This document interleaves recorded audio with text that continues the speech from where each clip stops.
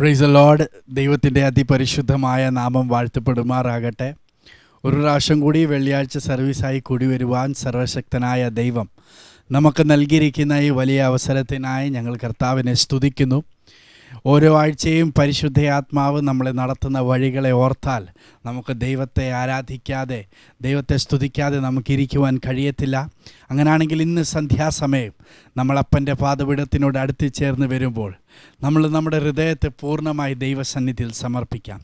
ഇന്ന് സന്ധ്യാസമയം നമ്മുടെ മേൽ കൈമാറാനുള്ള ദൈവത്തിൻ്റെ ദൂതിനെ അതിൻ്റെ കരുത്തിൽ സ്വീകരിക്കുവാനും അതിൻ്റെ കരുത്തോടെ നമ്മുടെ ജീവിതത്തിൽ അത് വെളിപ്പെടുമാറ് നമ്മുടെ ഹൃദയങ്ങളെ നമുക്കൊരുക്കാം. ഒരു നിമിഷം നമ്മുടെ കണ്ണുകളെ അടയ്ക്കാം. സ്വർഗീയ പിതാവെ, അനുഗ്രഹിക്കപ്പെട്ട ഈ നിമിഷങ്ങൾക്കായി നന്ദി പറയുന്നു പരിശുദ്ധനെ. അപ്പം അങ്ങയുടെ പാദപീഠത്തിനോട് അടുത്ത് ചേർന്ന് വരുവാൻ സ്വർഗത്തിലെ പിതാവ് ഞങ്ങൾക്ക് നൽകിയ ഈ വലിയ ഭാഗ്യത്തിനായി നന്ദി പറയുന്നു. ഇന്ന് സന്ധ്യാസമയം ഞങ്ങളോടൊപ്പം ചേരുന്ന തൻ്റെ ഓരോ മക്കളെയും അവരായിരിക്കുന്ന ഇടങ്ങളിൽ പരിശുദ്ധയാത്മാവെ അങ്ങ് സ്പർശിക്കാൻ പോകുന്ന കൃപകൾക്കായി നന്ദി. അവരെല്ലാവരെയും അങ്ങ് ധാരാളമായി അനുഗ്രഹിക്കാൻ പോകുന്നതിനായി നന്ദി പറയുന്ന അപ്പം അങ്ങയെ ആരാധിക്കുവാനും അങ്ങയുടെ വചനത്തിൽ നിന്ന് പ്രാപിക്കുവാനുള്ള കൃപ ഞങ്ങളുടെ മേലങ്ങ് കൈമാറുന്ന കൃപകൾക്കായി നന്ദി. എല്ലാ മഹത്വം പുകഴ്ചങ്ങയ്ക്ക് മാത്രം, യേശു ക്രിസ്തുവിൻ നാമത്തിൽ തന്നെ. ആമേൻ. ഹല്ലേലൂയ. ഇത് ദൈവത്തെ ആരാധിക്കാനുള്ള നിമിഷങ്ങളാണ്. നമ്മുടെ ദൈവം എത്ര നല്ലവനാണ് എന്നത് ധൈര്യത്തോടെ പ്രഖ്യാപിക്കാനുള്ള നിമിഷങ്ങളാണ്. അങ്ങനെയാണെങ്കിൽ വേറെ എല്ലാറ്റിൽ നിന്നും ശ്രദ്ധയെ മാറ്റി സ്വർഗത്തിലെ അപ്പനിൽ മാത്രം ശ്രദ്ധ കേന്ദ്രീകരിച്ച് നമുക്ക് നമ്മുടെ കർത്താവിനെ ആരാധിക്കാം. ദൈവം നമ്മളെല്ലാവരെയും അനുഗ്രഹിക്കുമാറാകട്ടെ.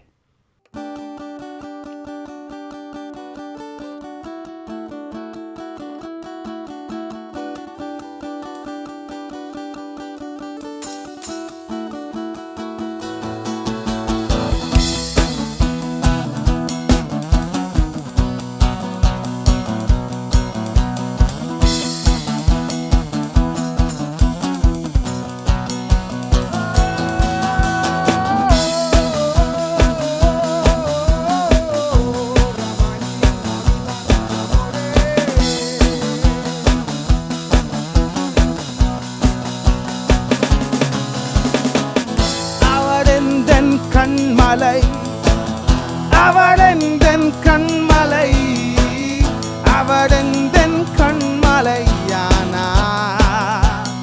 ஓ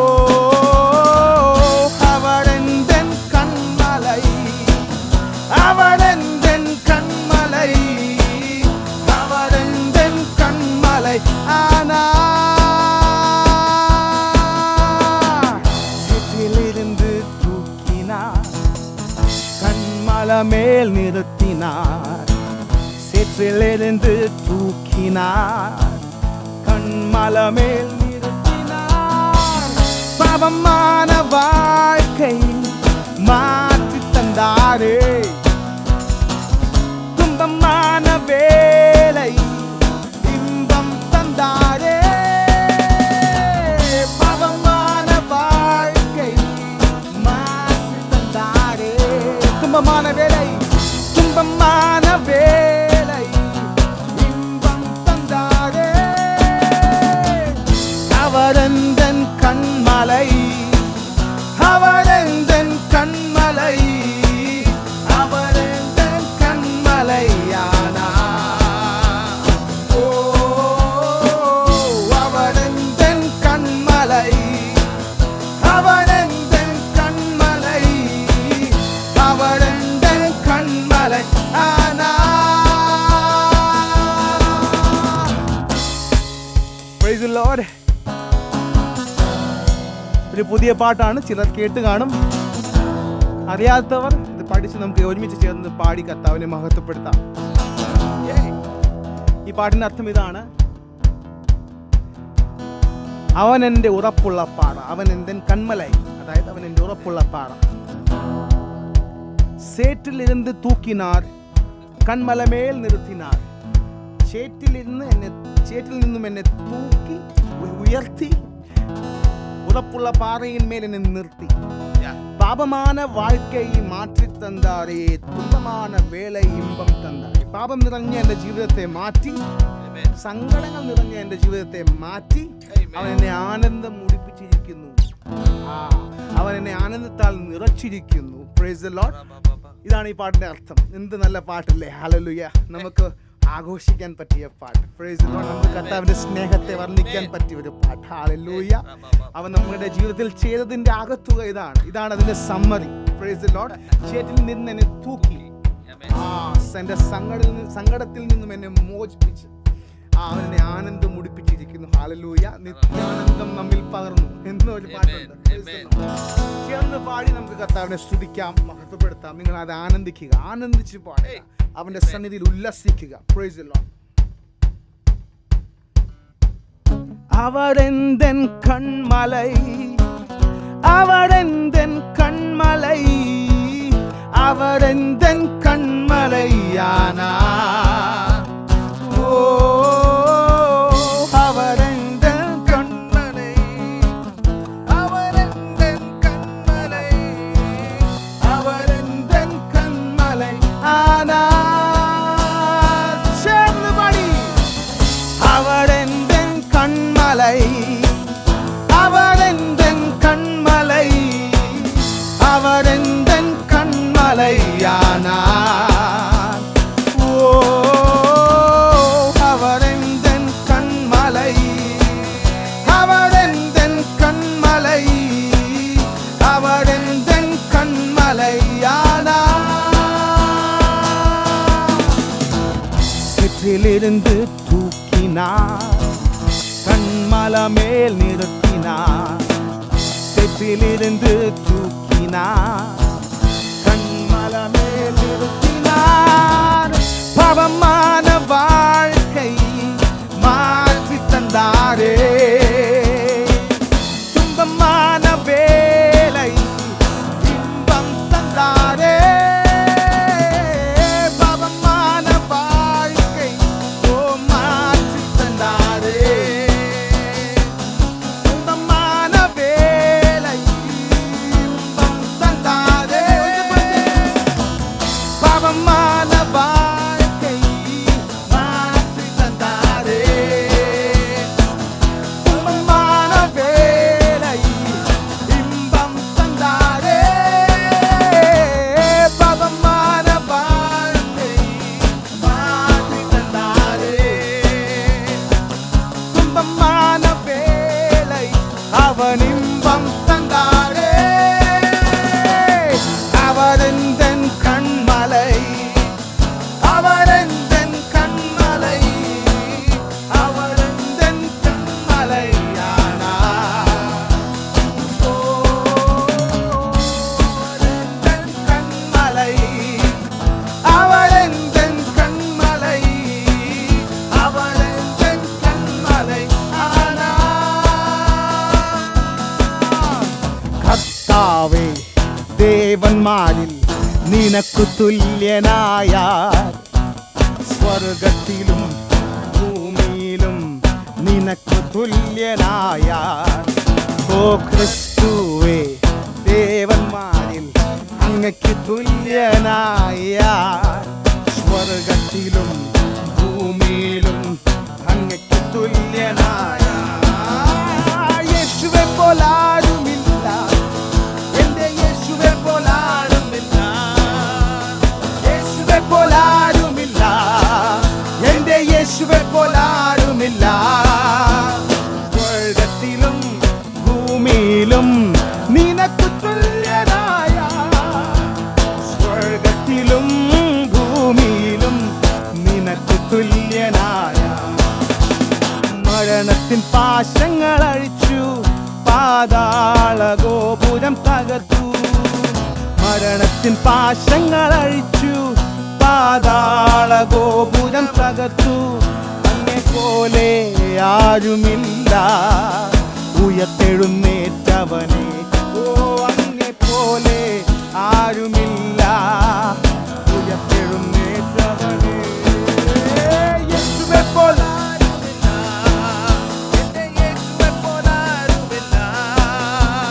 യേശുവെ പോലാരുമില്ല, എന്റെ യേശുവെ പോലാരുമില്ല. സ്വർഗത്തിലും ഭൂമിയിലും അങ്ങയ്ക്ക് തുല്യനായ, സ്വർഗത്തിലോ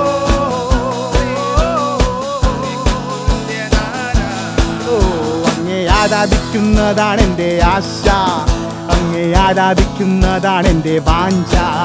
അങ്ങേ ആരാധിക്കുന്നതാണ് എൻ്റെ ആശ, അങ്ങേ ആരാധിക്കുന്നതാണ് എൻ്റെ വാഞ്ച. അങ്ങേ ആരാധിക്കുന്നു യേശു രാജാവിനെ. ഓ അങ്ങേ ആരാധിക്കുന്നു യേശു രാജാവിനെ. ഓ അങ്ങേ സ്നേഹിക്കുന്നതാണ് എൻ്റെ ആശ, അങ്ങേ സ്നേഹിക്കുന്നതാണ് എൻ്റെ വാഞ്ച. ഓ അങ്ങേ സ്നേഹിക്കുന്നതാണ് എൻ്റെ ആശ, അങ്ങേ സ്നേഹിക്കുന്നതാണ് എൻ്റെ വാഞ്ച. അങ്ങേ സ്നേഹിച്ചിടുന്നു ഓ യേശു രാജാവിനെ. ഓ അങ്ങേ സ്നേഹിച്ചിടുന്നു യേശു രാജാവിനെ. ഓ അങ്ങേ ഉയർത്തുന്നതാണ് എൻ്റെ ആശ, അങ്ങേ ഉയർത്തുന്നതാണ് എൻ്റെ വാഞ്ച. അങ്ങേ ഉയർത്തുന്നതാണ് എൻ്റെ ആശ, അങ്ങേ ഉയർത്തുന്നതാണ് എൻ്റെ വാഞ്ച. ഓ അങ്ങേ ഉയർത്തിയിടുന്നു യേശു രാജാവിനെ. ഓ അങ്ങേ ഉയർത്തിയിടുന്നു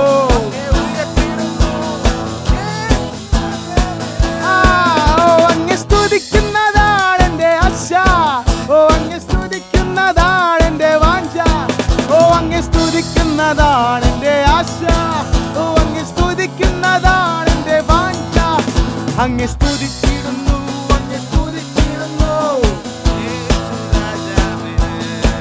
ഓ അങ്ങേ സ്തുതിച്ചിടുന്നു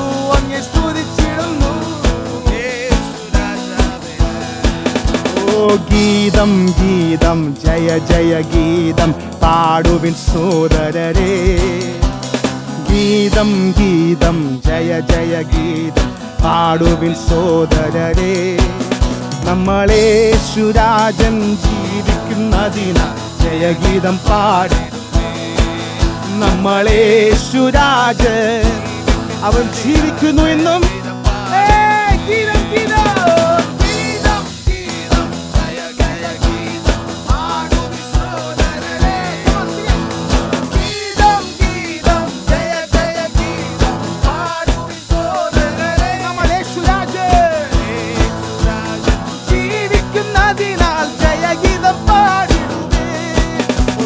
യേശുരാജൻ ജീവിക്കുന്നതിനാൽ.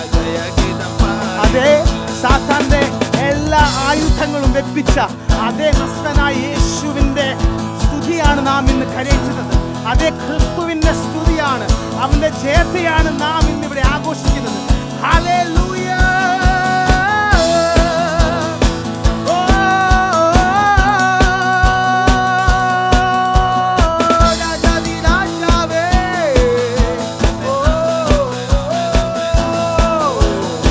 പാതാളമേ മരണമേ നിന്നുടെ ജയമെവിടെ? കുഞ്ഞാട്ടിന്നിണം കൂട്ടതൻ ഭക്തർക്ക് സംഹാരകൻ കടന്നുപോയി. പാതാളമേ മരണമേ നിന്നുടെ ജയമെവിടെ? കുഞ്ഞാട്ടിന്നിണം കൂട്ടതൻ ഭക്തർക്ക് സംഹാരകൻ കടന്നുപോയി. ജയത്തിൻ ഘോഷം ഉല്ലാസഘോഷം കർത്തരിൻ കൂടാരത്തിൽ എന്നും പുതുഗീതം. മഹത്വരാജനായി സേനയിൽ വീരനായി അഭയം താൻ അവർക്കെന്നുമേ. മഹത്വരാജനായി ജയത്തിൻ ഘോഷം ഉല്ലാസഘോഷം മഹത്വരാജനായി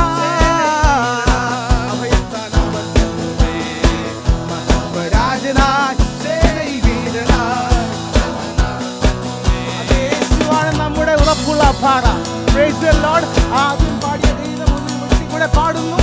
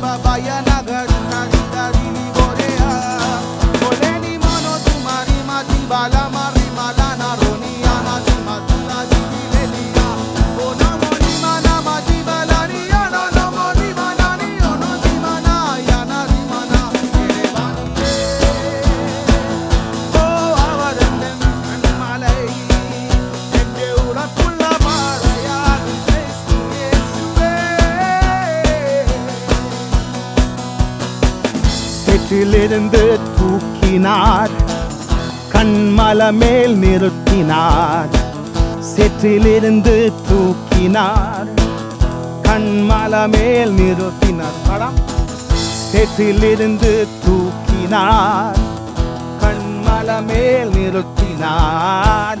சேற்றிலிருந்து தூக்கினார், கண்மலமேல் நிறுத்தினார். பாவமான வாழ்க்கை மாற்றி தந்தாரே, துன்பமான வேலை இன்பம் தந்தாரே. பாவமான வாழ்க்கை அவன் மாற்றி தந்தாரே,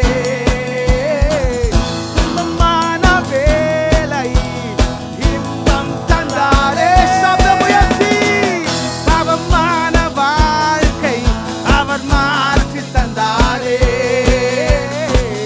துன்பமான வேலை ஓ இன்பம் தந்தாரே.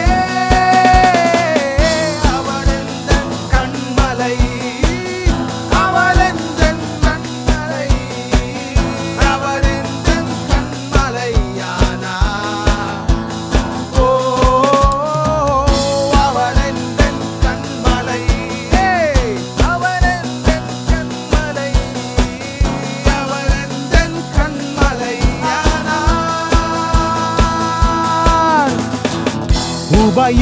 ഉപയോഗശൂന്യമായി ഉടഞ്ഞ പാത്രം തേടി ഉന്നതം വിട്ടവൻ വന്നു, ഊഴിയിലെല്ലാം വെടിഞ്ഞ്. ഉപയോഗശൂന്യമായി ഉടഞ്ഞ പാത്രം തേടി ഉന്നതം വിട്ടവൻ വന്നു, ഊഴിയിലെല്ലാം വെടിഞ്ഞ്. എനിക്കെന്തു പുകഴുവാനുള്ളൂ യേശുനാമമല്ലാതെ ഇതരയിൽ. എനിക്കെന്തു പുകഴുവാനുള്ളൂ യേശു തന്നതല്ലാതെ. എനിക്കെന്തു പുകഴുവാനുള്ളൂ യേശുനാമമല്ലാതെ ഇതരയിൽ.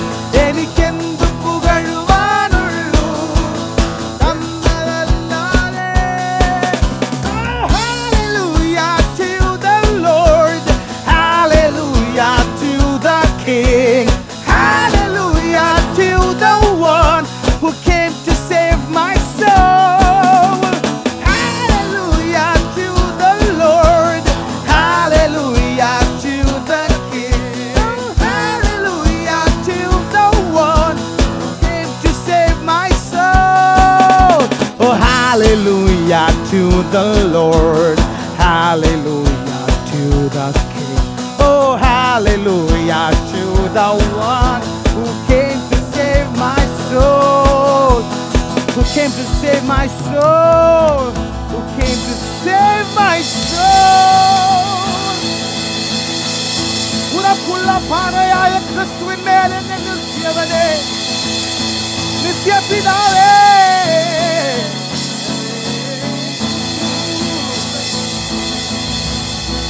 ജീവന്റെ ഉറവിടം ക്രിസ്തുവത്രേ. നാവിനാൽ അവനെ നാം ഘോഷിക്കാം, അവനത്രേ എൻ പാപഹരൻ. തൻ ജീവനാൽ എന്നെയും വീണ്ടെടുത്തു.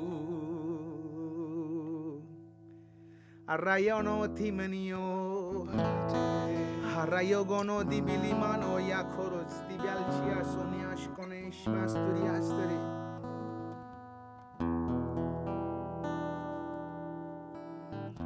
കാൽവറി കുന്നിന്മേൽ എൻ പേർക്കായി ചിന്തി നീ, കുഞ്ഞാടേ നിന്നിൽ ഞാൻ കാണുന്നെന്നപ്പായേ.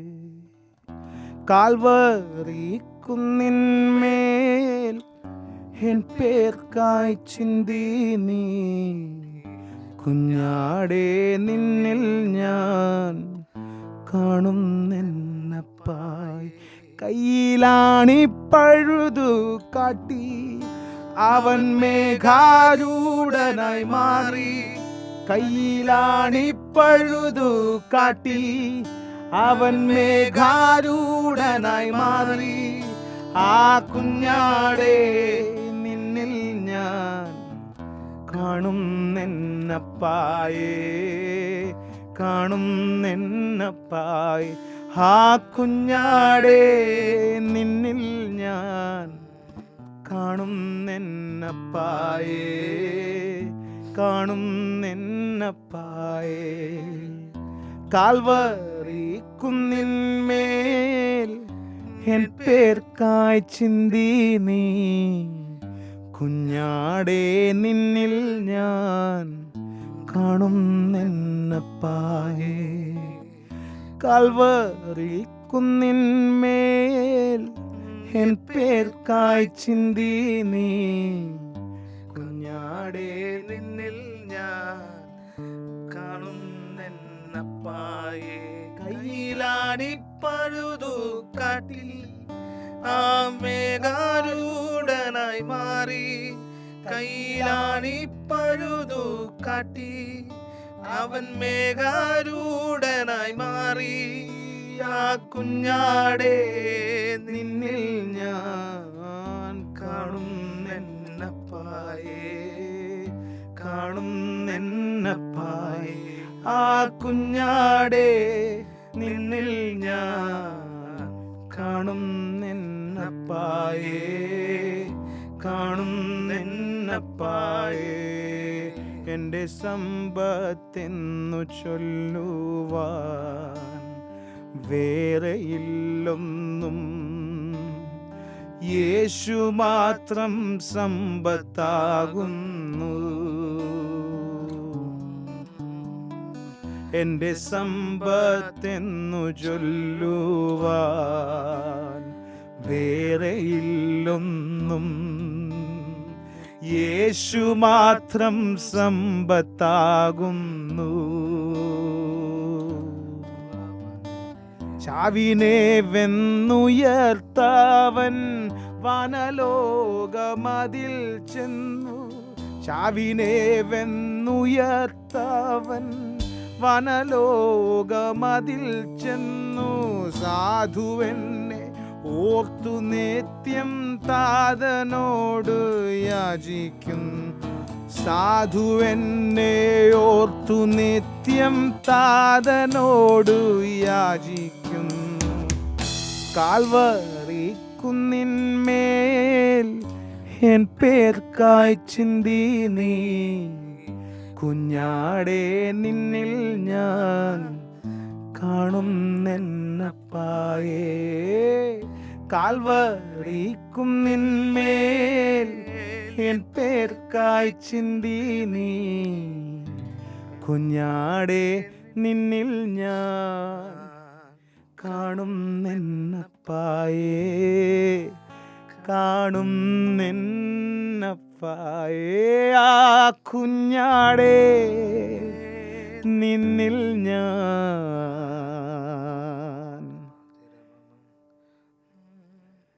കാണുന്നെന്നപ്പായേ,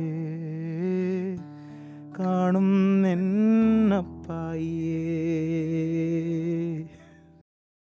ഹല്ലേലൂയ.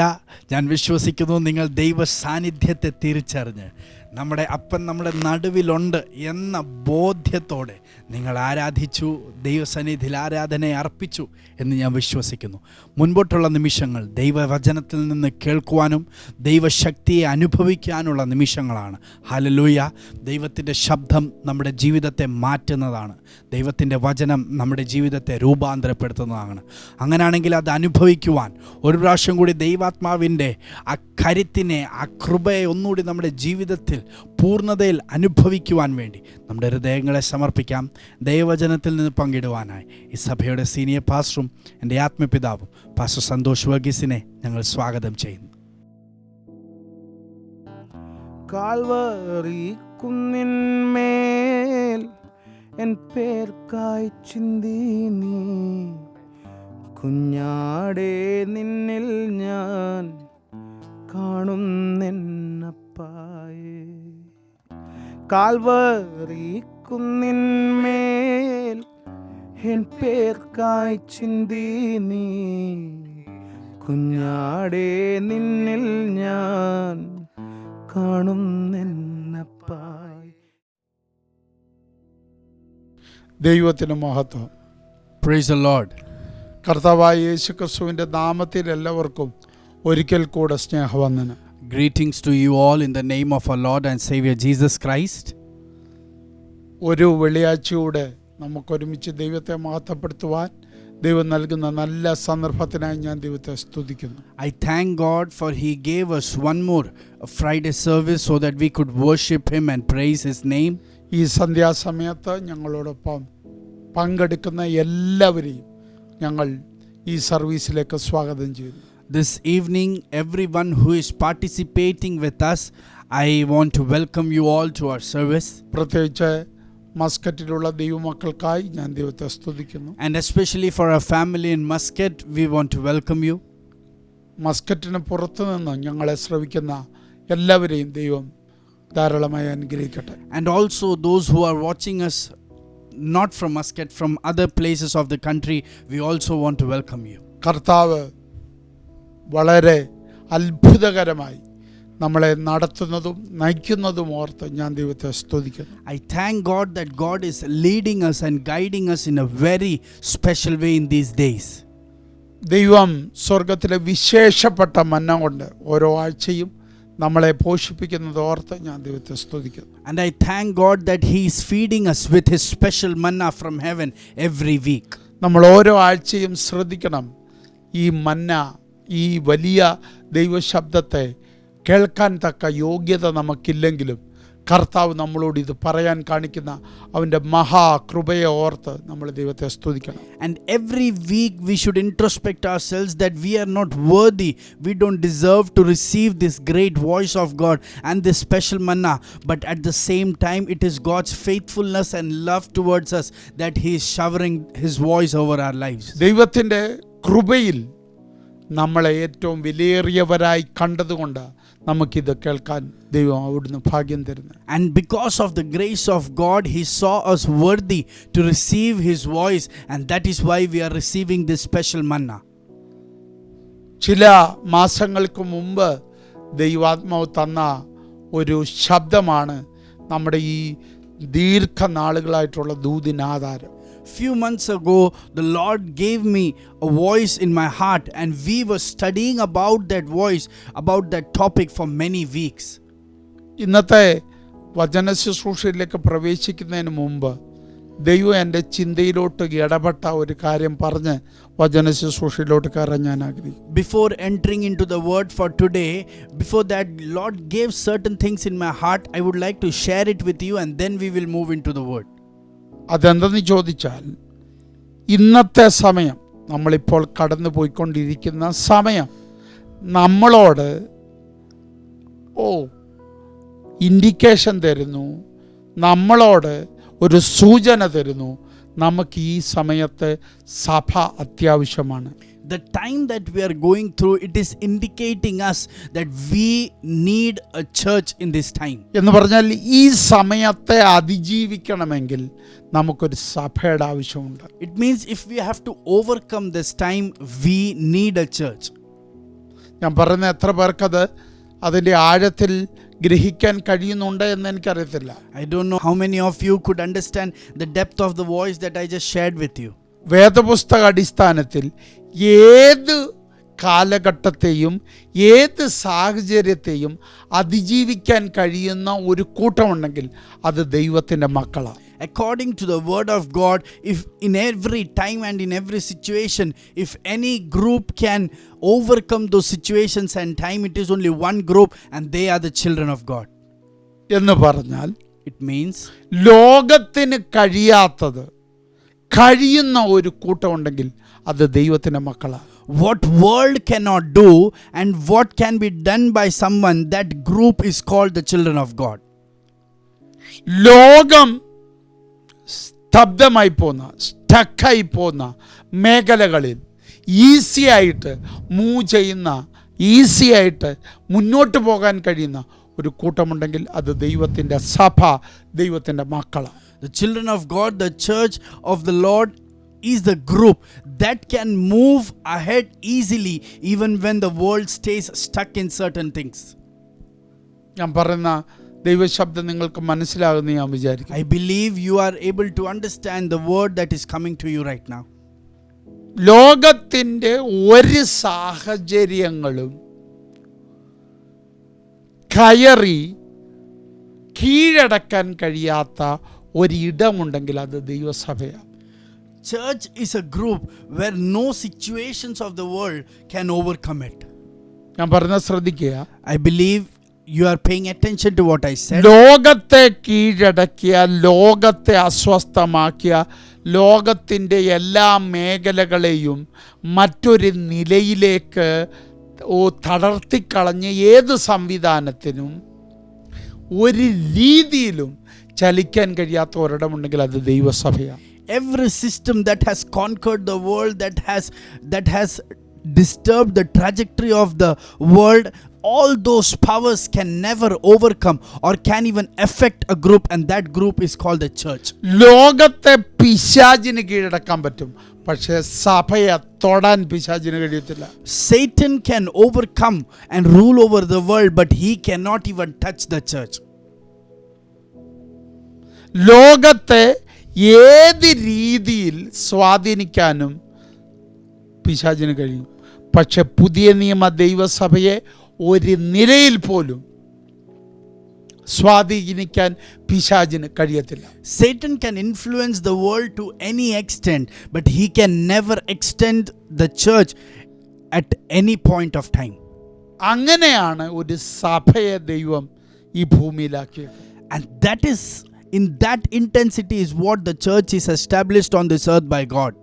കാരണം ഞാൻ പറഞ്ഞത് ഓർമ്മയിലിരിക്കെ, സഭ തോറ്റവൻ്റേതല്ല, സഭ ഒരിക്കലും തോക്കാത്തവൻ്റെയാണ്. Amen. Remember, the reason behind this is what I had told earlier. The church belongs to the one who is victorious and the one who has never been defeated. ഒരിക്കൽ പോലും പിശാചിന് ഒരു രീതിയിൽ പോലും സ്വാധീനിക്കാൻ കഴിയാത്ത, പിശാചിന് ഒരു നിലയിൽ പോലും തോൽപ്പിക്കാൻ കഴിയാത്ത, കീഴടക്കാൻ കഴിയാത്ത ഒരു ഉടമസ്ഥനാണ് സഭയുടെ ഉടമസ്ഥൻ. The master of the church is the one whom Satan could never influence, Satan could never overcome, and he was always victorious in everything. അപ്പൊ സഭ ദേശത്ത് നിൽക്കേണ്ടത് തൻ്റെ ഇടത്തോടെയും തല ഉയർത്തിയുമാണ്. So the church has to move in a place with much boldness and courage. നിങ്ങൾക്ക് മനസ്സിലാകുന്നു ഞാൻ വിചാരിക്കുന്നു. I believe that you are able to understand. പഴയ നിയമത്തിൻ്റെ ഒരു ഭാഗം അതിനോട് ചേർന്ന് ഞാനൊന്ന് ഉദ്ധരിക്കാം. I would like to relate an Old Testament portion with this. പഴയ നിയമത്തിലെ ജനത്തിന് ദൈവം കൊടുത്ത 3 ഓഫീസുകളാ. 1 പ്രവാചകൻ, 2 രാജാവ്, 3 പുരോഹിതൻ. In the Old Testament, God gave 3 offices to the children of God. That is the prophetical, the king, and the priestly office. അപ്പം അതിൻ്റെ അർത്ഥം, ഈ 3 ഓഫീസിൽ നമ്മൾ ശ്രദ്ധിച്ചാൽ ദൈവത്തിൻ്റെ കരുത്ത് കാണാൻ പറ്റും. It means in all these 3 offices we can see the strength of the Lord. പ്രവാചകൻ, അവനിലൂടെ ദൈവം എങ്ങനെ ചലിക്കുന്നത്, അത് പഴയ നിയമം നമ്മളോട് പറയുന്നു. The Old Testament shows us how God moves through a prophet. രാജാവിലൂടെ എങ്ങനെ ദൈവം ചലിക്കുന്നത്, അത് നമ്മൾ വചനത്തിൽ കാണുന്നു. And how God moves through a king, that is also we can see in the word of God. ഒരു പുരോഹിതനിലൂടെ ദൈവം എങ്ങനെ ചലിക്കുന്നത്, അത് നമ്മൾ പഴയ നിയമത്തിൽ കാണും. And also through a priest, how God moves, we can see it in the Old Testament. എന്നാൽ നിങ്ങൾക്ക് ചിന്തനീയമായി ഞാൻ അത് നിങ്ങളുടെ മുമ്പിലോട്ട് കൊണ്ടുവരട്ടെ. So just for your thought, I would like to share things with you. ശമരിയിൽ 2 office. In Samaria, there are 2 offices. രാജകീയ office, രാജാവിൻ്റെ ഓഫീസുണ്ട്. The kingly office ഒരു പ്രവാചകന്റെ ഓഫീസുണ്ട്. and also a prophetical office. പ്രവാചകന്റെ ഓഫീസിൽ അവിടെ നിൽക്കുന്നത് ഏലിയാവ്. And in Elijah is standing there in the prophetical office. രാജകീയ ഓഫീസിൽ നിൽക്കുന്ന Ahab. And Ahab is in the king's office. ഇനി ശ്രദ്ധിക്കുക. And now pay attention. പ്രവാചകന്റെ ഓഫീസ് കൈകാര്യം ചെയ്യുന്ന ഏലിയാവ് പൂർണ്ണമായും ദൈവവുമായിട്ട് ബന്ധമുള്ളവൻ. Elijah, who is in the prophetical office, he is completely in a perfect relationship with the Lord. എന്നാൽ രാജകീയ ഓഫീസ് കൈകാര്യം ചെയ്യുന്ന ആഹാബ് ദൈവത്താൽ നിയോഗിക്കപ്പെട്ടവനാണെങ്കിലും അവൻ പൂർണ്ണമായും ദൈവവുമായിട്ട് ബന്ധത്തിലല്ല, അവൻ ലോകവുമായിട്ടും കൂടെ ബന്ധത്തിലാണ്. And Ahab, who is in the kingly office of the Lord, even though he was appointed by the Lord, right now he is not in a perfect relationship with the Lord, but he is also having relationship with the world. അപ്പൊ അവൻ ഭരിക്കുന്ന രാജ്യം ദൈവത്തിന്റെ പദ്ധതിക്കകത്തുള്ളതാണ്. And the nation that King Ahab is ruling over is in the plan of God. അവിടുത്തെ ജനം ദൈവത്തിന്റെ ജനമാണ്.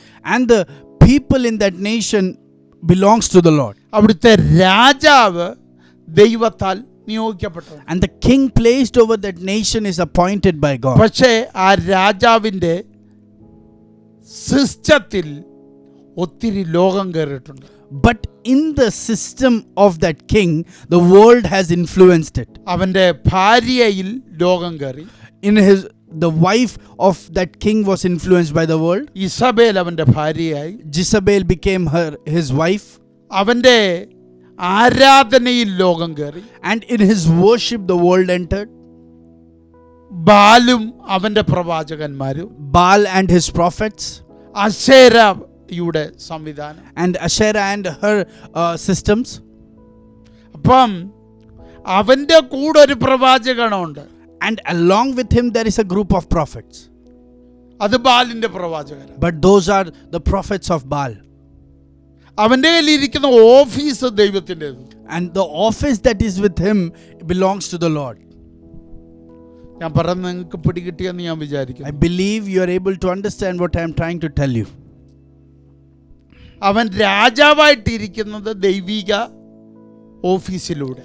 So he is ruling as a king in the office of the Lord. അപ്പൊ അവനെ രാജാവാക്കിയത് ദൈവിക സംവിധാനം. So he was made king by the heavenly system. പക്ഷെ അവൻ്റെ ലൈഫ് ഇപ്പോൾ കൺട്രോൾ ചെയ്യുന്നത് ദൈവിക സംവിധാനമല്ല, ബാലിൻ്റെയും അശേരയുടെയും ഇസബേലിൻ്റെയും സംവിധാനങ്ങളാണ്. But his life is not controlled by God anymore, but it is controlled by Baal, Asherah and Jezebel.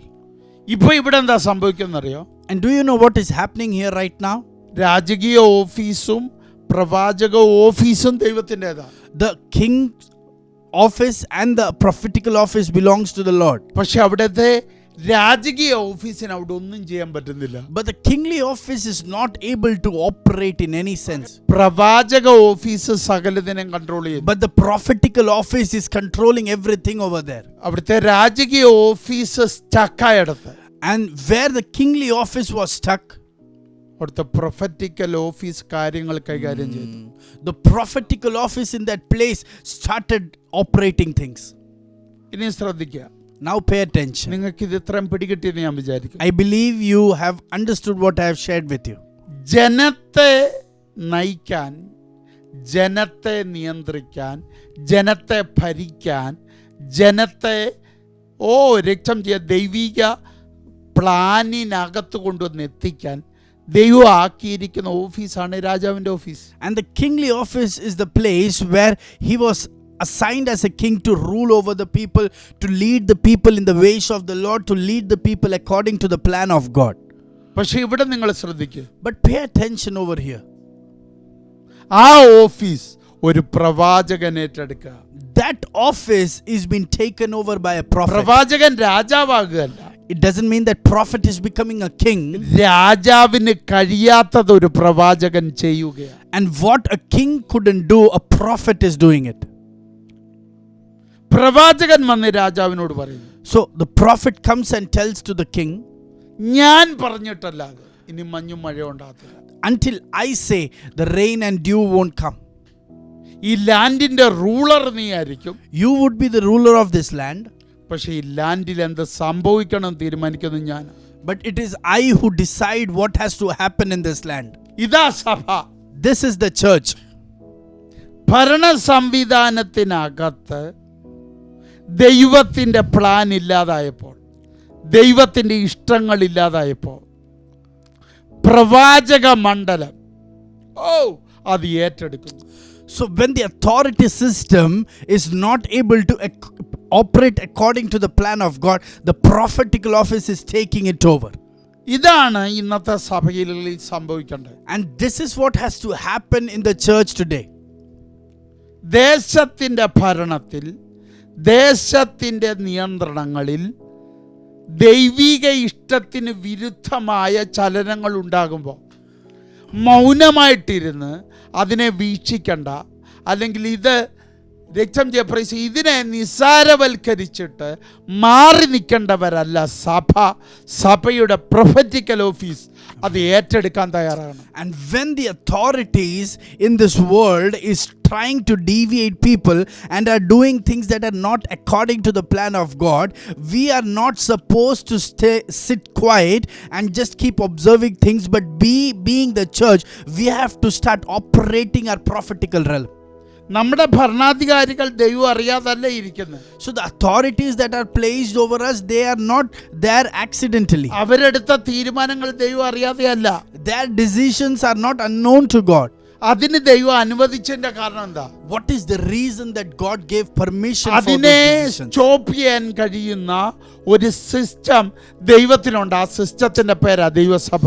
There is a system that can block those decisions, and that system of God is the church. ആ ചർച്ചിൽ ഒരു ഓഫീസുണ്ട്. ആ ഓഫീസിന്റെ പേരാ പ്രവാചക office. ആ ഓഫീസിന് പലതും ചെയ്യാൻ കഴിയും, ക്രിയേറ്റ് വരെ ചെയ്യാൻ കഴിയുമെന്ന് നമ്മുടെ ദൈവത്തിന് അറിയാം. And in the church there is a prophetical office. That prophetical office can do many great things. It can even create things. അതാണ് ഏലിയാവ് അവിടെ കാണിച്ചു തരുന്നത്. And that is what Elijah is portraying to us in that incident. അതേ ഏലിയാവിന്റെ ശുശ്രൂഷയുടെ പൂർണ്ണത വെളിപ്പെട്ടതാണ് ക്രിസ്തുവിൽ. And the fullness of the ministry of Elijah was fulfilled in the Christ. ക്രിസ്തുവിന്റെ പൂർണ്ണത നിലനിൽക്കുന്ന ഇടമാണ് സഭ. And the fullness of Christ is being manifested in the church. അപ്പൊ അങ്ങനെയെങ്കിൽ ഏലിയാവിന്റെ ശുശ്രൂഷയുടെ ഏറ്റവും പെർഫെക്റ്റ് പൂർണ്ണത നിൽക്കുന്നത് ഇന്നത്തെ സഭയിലാണ്. So the fullness and the perfection of the ministry of Elijah is in the church today. അതുകൊണ്ടാണ് പ്രാർത്ഥനയെക്കുറിച്ച് എഴുതിയ യാക്കോബ് പോലും ഏലിയാവിനെയാണ് അവിടെ ഉദാഹരണമായിട്ട് എഴുതിയത്. So even when James, who was a prayerful man, even when he was writing epistle, he used Elijah's life as an example. അപ്പൊ അതിന്റെ അർത്ഥം It means പ്രവാചകൻ പ്രാർത്ഥിച്ചാൽ ക്രിയേഷൻ നടക്കുമെന്ന് നമുക്ക് യാക്കോബ് കാണിച്ചു തന്നു. And James is telling us that when a prophet prays, creation can happen. ഏലിയാവ് പ്രാർത്ഥിച്ചപ്പോൾ മഴയില്ലാതായി, അതേ ഏലിയാവ് പ്രാർത്ഥിച്ചപ്പോൾ മഴ ഉണ്ടായി. So the Elijah who prayed, when he prayed, the rain became no more, and also when he prayed, the rain started falling. ആ ഏലിയാവിൻ്റെ ശുശ്രൂഷയുടെ പൂർണ്ണത വെളിപ്പെട്ട വ്യക്തിത്വമാണ് കർത്താവായ യേശു ക്രിസ്തു. And the fullness of the ministry of Elijah was fulfilled in a person, that is the Christ. ക്രിസ്തുവിലുള്ളത് മുഴുവനും അതിൻ്റെ പൂർണ്ണ നിലയിൽ വെളിപ്പെടാൻ ദൈവം ഈ ഭൂമിയിലാക്കിയിരിക്കുന്ന ദൈവത്തിൻ്റെ പദ്ധതിയാണ് ദൈവത്തിൻ്റെ സഭ. And the fullness of the Christ is being manifested through the church, who are appointed by God on this earth. അപ്പം നിങ്ങൾ മനസ്സിലാക്കിക്കേ, So you have to understand this. രാജാവ് തോറ്റെടുത്ത്, Where the king failed, രാജാവിന് സ്വാതന്ത്ര്യം നഷ്ടപ്പെട്ടെടുത്ത്, and the place where king lost his freedom, രാജാവിനെ ലോകത്തിൻ്റെ സംവിധാനങ്ങൾ കീഴടക്കിയെടുത്ത്, and the place where king was conquered and overcome by the powers of this world. ഒന്നുകൂടെ പറഞ്ഞാൽ രാജാവിനെ പൈശാചിക മണ്ഡലം കയറി നിയന്ത്രിക്കാൻ തുടങ്ങിയപ്പോൾ, and the place where the king was ruled by the powers of darkness, അതേ രാജാവിൻ്റെ കൊട്ടാരത്തിൽ കയറി ശുശ്രൂഷ തുടങ്ങിയവനത്ര പ്രവാചകൻ. and in the palace of that same king, a man came and began his ministry. He is the prophet. ആ പ്രവചന ശുശ്രൂഷയുടെ office ഇന്നിരിക്കുന്നത് സഭയിലാണ്. And the prophetical office of that time is being bestowed over the church today. സഭയ്ക്ക് പുറത്തല്ല office ഇരിക്കുന്നത്, സഭയ്ക്കകത്ത് ആ ഓഫീസിൽ. So that prophetical office is now not outside the church, but it is inside the church. അപ്പൊ അതിൻ്റെ അർത്ഥം എന്തായി? ഇന്നത്തെ രാജ്യങ്ങൾ, രാജ്യഭരണങ്ങളെ ലോകത്തിൻ്റെ സംവിധാനം കീഴടക്കി വെച്ചതിൻ്റെ അർത്ഥം എന്ന് പറഞ്ഞാൽ എൻ്റെ അർത്ഥം ഇന്നത്തെ സഭ ഉറങ്ങിപ്പോയെന്നാ. It means today the nations and the ruler of the nations have a control over everything. The reason behind it is that the church has fallen asleep. ഒന്നുകൂടെ ക്ലിയർ ചെയ്യാം. I would like to repeat it for you. ഇന്നത്തെ ഭരണ സംവിധാനങ്ങളെ ലോകം കീഴടക്കി എന്ന് പറഞ്ഞാൽ അതിൻ്റെ അർത്ഥം സഭ ഉറങ്ങിപ്പോയി എന്ന്. So the authority system of this has been influenced by the world. The reason behind it is that the church has fallen asleep today. നിന്റെ രാജ്യത്തെ നിയമങ്ങളെ, നിന്റെ രാജ്യത്തിൻ്റെ സിസ്റ്റത്തെ, നിന്റെ രാജ്യത്തിൻ്റെ പ്രവർത്തനങ്ങളെ രക്തം ചെയ്യാം. ലോകത്തിൻ്റെ സംവിധാനങ്ങൾ, സാത്താന്യ സംവിധാനങ്ങൾ കീഴടക്കിയെങ്കിൽ നീ ആയിരിക്കുന്ന രാജ്യത്തെ സഭ ഉറങ്ങിയെന്നതിൻ്റെ അർത്ഥം. The system, the laws and the functioning of your nation, if those are being influenced and overcome by the powers of the Satan today, the reason behind it is that the church in that nation has fallen asleep. Amen. Amen. എത്ര പേർക്ക് മനസ്സിലാകുന്നു? How many of you can understand this? ഒരു സഭ മൊത്തമേ വേണ്ട. That it doesn't mean that a church completely is സഭയുടെ prophetical office മതി. So the prophetical office of the church is enough. Amen. ചിലത് ഉണ്ടാക്കാൻ പറ്റും, You can create certain things ചിലതിനെ ഇല്ലാതാക്കാൻ പറ്റും. and you can destroy certain things. ഇത് പുതിയ നിയമത്തെ തെളിയിച്ച് കാണിച്ച അഭിഷക്തനാണ് പൗലോസ്. And Paul the apostle is the anointed man of God who proved this in the New Testament. Roman സംവിധാനത്തെ രക്തം അതിൻ്റെ മുഴുവൻ കരുത്തിനെയും ഒറ്റയ്ക്ക് തന്നിൽ വ്യാപരിച്ച ദൈവസഭയുടെ ഓഫീസിൽ കൈകാര്യം ചെയ്തപ്പോൾ അത് പൊളിക്കാൻ കഴിയുമെന്ന് തെളിയിച്ചവനാ പൗലോസ്. Paul is a man and a prophet and an apostle of God who proved that the powers of the Roman Empire and the complete strength of the Roman Empire was brought to nothing when he operated in every office of the church. കൊരിന്തിന്റെ കൾച്ചറിനെ പോലും പൊളിച്ചവനാണ് പൗലോസിലൂടെ ഉളവായ ദൈവസഭ. So the church that emerged with the help of Paul, they could even destroy the culture of Corinth. അപ്പൊ നിങ്ങൾ നോക്കിക്കേ, So just pay attention. ഏലിയാവ് എന്ന് പറയുന്ന വ്യക്തിത്വം ശമരിയക്കാരനെ അല്ല. Elijah, he is not from Samaria, അദ്ദേഹം ഒരു ഗിലെയാദിലെ തിശ്ബിയൻ. and he is a Tishbite from Gilead. പക്ഷേ അദ്ദേഹത്തിൻ്റെ കയ്യിലിരിക്കുന്ന പ്രൊഫറ്റിക്കൽ ഓഫീസ് ദൈവത്തിൻ്റെതാണ്. But the prophetical office that is with him belongs to the Lord. ആ ഒരൊറ്റ പ്രൊഫറ്റിക്കൽ അതോറിറ്റി മതി മറ്റൊരു ദേശക്കാരന് ശമരിയയിൽ കാര്യങ്ങൾ കൈകാര്യം ചെയ്യാൻ. And that one prophetical office is enough for him so that another person from another place could come and operate things. നിങ്ങൾ ഇന്ത്യക്കാരായിരിക്കാം, You would be an Indian. നിങ്ങൾ ഏതെങ്കിലും ഒരു രാജ്യക്കാരനായിരിക്കും, You would be a citizen of some country. നിങ്ങൾ ഇപ്പോൾ മസ്കറ്റിലായിരിക്കും, You would be in Muscat right നിങ്ങൾ now. മറ്റൊരു രാജ്യത്തിലായിരിക്കും. You would be in some another country. ദൈവത്തിന്റെ office നിനക്ക് അവൈലബിൾ ആണ്. So the office of God is available for നീ you. ഒരു ദൈവസഭയിലാണോ? If you are in a church, നീ ആയിരിക്കുന്ന ചർച്ചിൽ, നീ ആയിരിക്കുന്ന ദൈവസഭയിലാണെന്ന് നിനക്ക് ഉറപ്പുണ്ടോ? do you have this confidence that you are in the church? അങ്ങനെയെങ്കിൽ നീ ഏതോ ഒരു ഓഫീസിലെ അംഗമാണ്. It means you are a part of some office. ഒന്നുകിൽ അത് prophetical office, It would be a prophetical office, അല്ലെങ്കിൽ apostolic it office, can be the apostolic office അല്ലെങ്കിൽ pastoral office, or the pastoral office അല്ലെങ്കിൽ ഉപദേഷ്ടാ office, or the teaching office അല്ലെങ്കിൽ ഒരു സുവിശേഷകന്റെ office. or evangelism office. ഏതിനകത്താണെങ്കിലും Irrespective, you are part of any of this office. ഇന്ന് നീ ഇത് കേൾക്കുമ്പോൾ തൻ്റെ അടുത്തോടെ പറയണം, When you are listening to this today, say with much confidence, ഈ രാജ്യത്തിനെ നിയന്ത്രിക്കാൻ സഭയ്ക്ക് കഴിയും. church can control this nation. ഞാൻ ഈ രാജ്യത്തെ citizen അല്ലായിരിക്കാം, I may not be a citizen of this country, പക്ഷേ എനിക്ക് ആത്മാവിൽ ഇവിടെ ചിലത് ചെയ്യാൻ കഴിയും. but in spirit I can do certain things here. ഏലിയാവ് അതാണ് ചെയ്തത്. That is what Elijah did. മറ്റൊരു ദേശത്തിരിക്കുന്നു, He is in some another country, അവിടെ വെച്ച് പ്രാപിക്കുന്നു prophetical office. and in that place he is receiving this prophetical office. അവിടെ വെച്ച് തൻ്റെ മേൽ വരുന്ന ഒരു ആത്മീയ ശുശ്രൂഷ.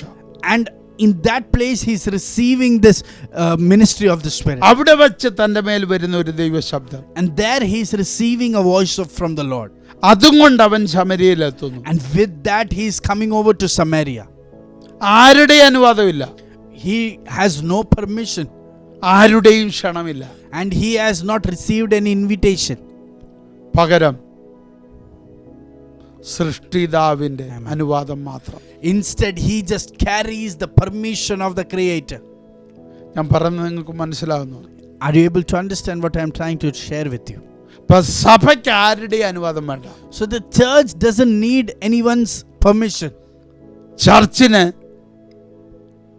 ഒരു ഒറ്റയൊരാളുടെ അനുവാദം മതി. And the church needs the permission of only one person.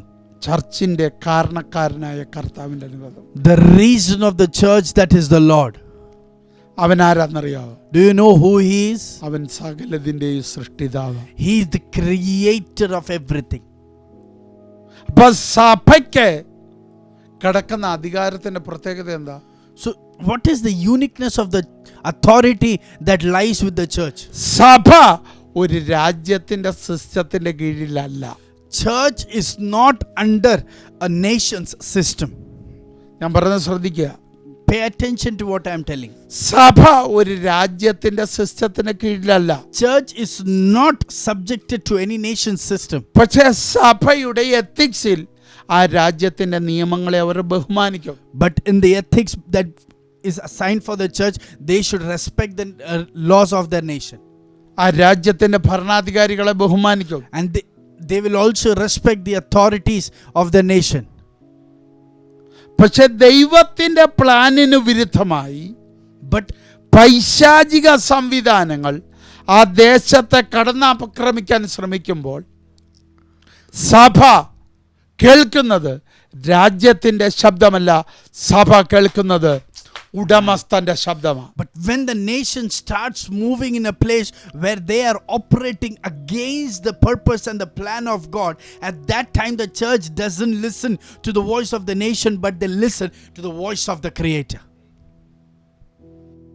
പിശാച് ഒരു ദേശത്തെ കീഴടക്കുമ്പോൾ, So when Satan conquers a place, അത് തിരിച്ചറിയാൻ ഭരണത്തിന് കഴിയത്തില്ല.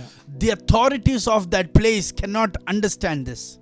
പക്ഷെ അത് തിരിച്ചറിയാൻ സഭയ്ക്ക് കഴിയും. But church can identify when it happens. അതിന് സഭ ആ ദേശത്ത് വേണമെന്നില്ല. Oh, it is not necessary that church is placed in that place. ഏലിയാവ് ശമര്യയിലില്ല, Elijah is not in Samaria. അവൻ തിശ്ബിയയില. He is in Tishbai. പക്ഷെ തിശ്ബിയയിൽ ഇരുന്നാൽ ശമര്യയിൽ എന്ത് സംഭവിക്കുന്നു എന്ന് അവന് മനസ്സിലാവും. So even though he is in Tishbe, he can understand what is happening in Samaria. അപ്പൊ അതിന്റെ അർത്ഥം It means സഭയ്ക്ക് ആത്മാവിൽ ലോകത്തിന്റെ ഏതറ്റം വരെയും പോകാൻ കഴിയും. the church can travel to any place in the country in the spiritual realm. Amen. എനിക്കറിയത്തില്ല, ഞാൻ ഇരിക്കുന്നത് ബോംബെയിലാണെങ്കിലും Even ആത്മാവിൽ ഞാൻ ഇപ്പോൾ മസ്കറ്റിൽ നിൽക്കുന്ന ഫീലിംഗ് എനിക്ക്. right now, even though I am in Mumbai, but in spirit I feel that I am in Muscat. നിങ്ങളുടെ നടുവിൽ നിൽക്കുന്ന പോലെ ഞാൻ അനുഭവിക്കും. I feel that I am in midst of you. നിങ്ങളെ ഇമോഷണലി ഒന്ന് ഇളക്കാൻ വേണ്ടിയല്ല ഞാൻ ഇത് പറയുന്നത്. I am not telling this so that you can be boosted emotionally. അപ്പൊ എനിക്ക് മനസ്സിലായി, ഇരിപ്പ് ഏലിയാവ് തിശ്ബിയയിലാണെങ്കിലും ഏലിയാവ് ആത്മാവിൽ ശമര്യയില. So I understood one thing, that even though Elijah is in Tishbe right now, but in spirit he is in Samaria. കാരണം ഏലിയാവ് ചെന്നിട്ട് വേറൊന്നുമല്ല പറയുന്നത്, ഇനി ഞാൻ പറഞ്ഞിട്ടല്ലാതെ മഴയുണ്ടാകത്തില്ല. So the reason that is, Elijah is going there, he is not telling any other thing, but he says that unless I say, rain will not fall. അപ്പം ആഹാബിനെ പറ്റിച്ച്, ആഹാബിനെ ചതിച്ച്, ആഹാബിനെ കബളിപ്പിച്ച് അവിടെ നിൽക്കുന്ന ഒരു സിസ്റ്റം എന്താണെന്ന് ഏലിയാവ് പ്രാർത്ഥനാ മുറിയിൽ മനസ്സിലാക്കുക. So Elijah is acknowledging and he is able to understand a system that is deceiving Ahab, that is standing and betraying and cheating Ahab. കർമ്മേലിലും അത് തന്നെയാണ് ഏലിയാവ് ചെയ്തത്. And even at Mount Carmel, Elijah is doing the same thing. അവിടെ പറയുന്നു There it സ്വർഗ്ഗത്തിൽ says, നിന്ന് തീ ഇറക്കണം. bring down fire from heaven. ഇത് മറ്റൊരാൾക്ക് പിടികിട്ടത്തില്ല.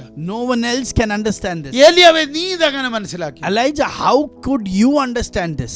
ഇവൻ ആത്മാവിൽ അത് മനസ്സിലാക്കി. In spirit, he could understand this. അവിടെ വന്ന ബാലാര, അവിടെ വന്ന അശേരയാര, അതിൻ്റെ പ്രവാചകന്മാരുടെ കഴിവെന്തവ, അവർ എന്താണ് കബളിപ്പിച്ചുകൊണ്ടിരിക്കുന്നത്, ഇത് പ്രാർത്ഥനാ മുറിയിൽ തിശ്ബയിൽ ഏലിയാവ് മനസ്സിലാക്കുന്നു. Elijah understood in Tishbe in his prayer room, who is this Baal, who is this Asherah, who is their prophets, what are they trying to deceive others. He has understood all these things in his prayer room. Jezebel എന്ന് പറയുന്ന സ്ത്രീത്വം ആഹാബിൻ്റെ കൊട്ടാരത്തിൽ വന്നിരിക്കുന്നെങ്കിലും ഇസബേലിൻ്റെ പുറകിൽ എന്താ വ്യാപരിക്കുന്നത്, ഇത് ആഹാബിന് പിടികിട്ടുന്നില്ല, രാജാവിന് പിടികിട്ടുന്നില്ല, പക്ഷെ പ്രവാചകൻ അത് പിടികിട്ടുന്നു. So Jezebel as a woman, when she entered that place, King Ahab is not able to understand what is the spirit that is operating behind her. The king is not able to understand it, but a prophet could acknowledge it. ഇതാണ് സഭ. This is the church.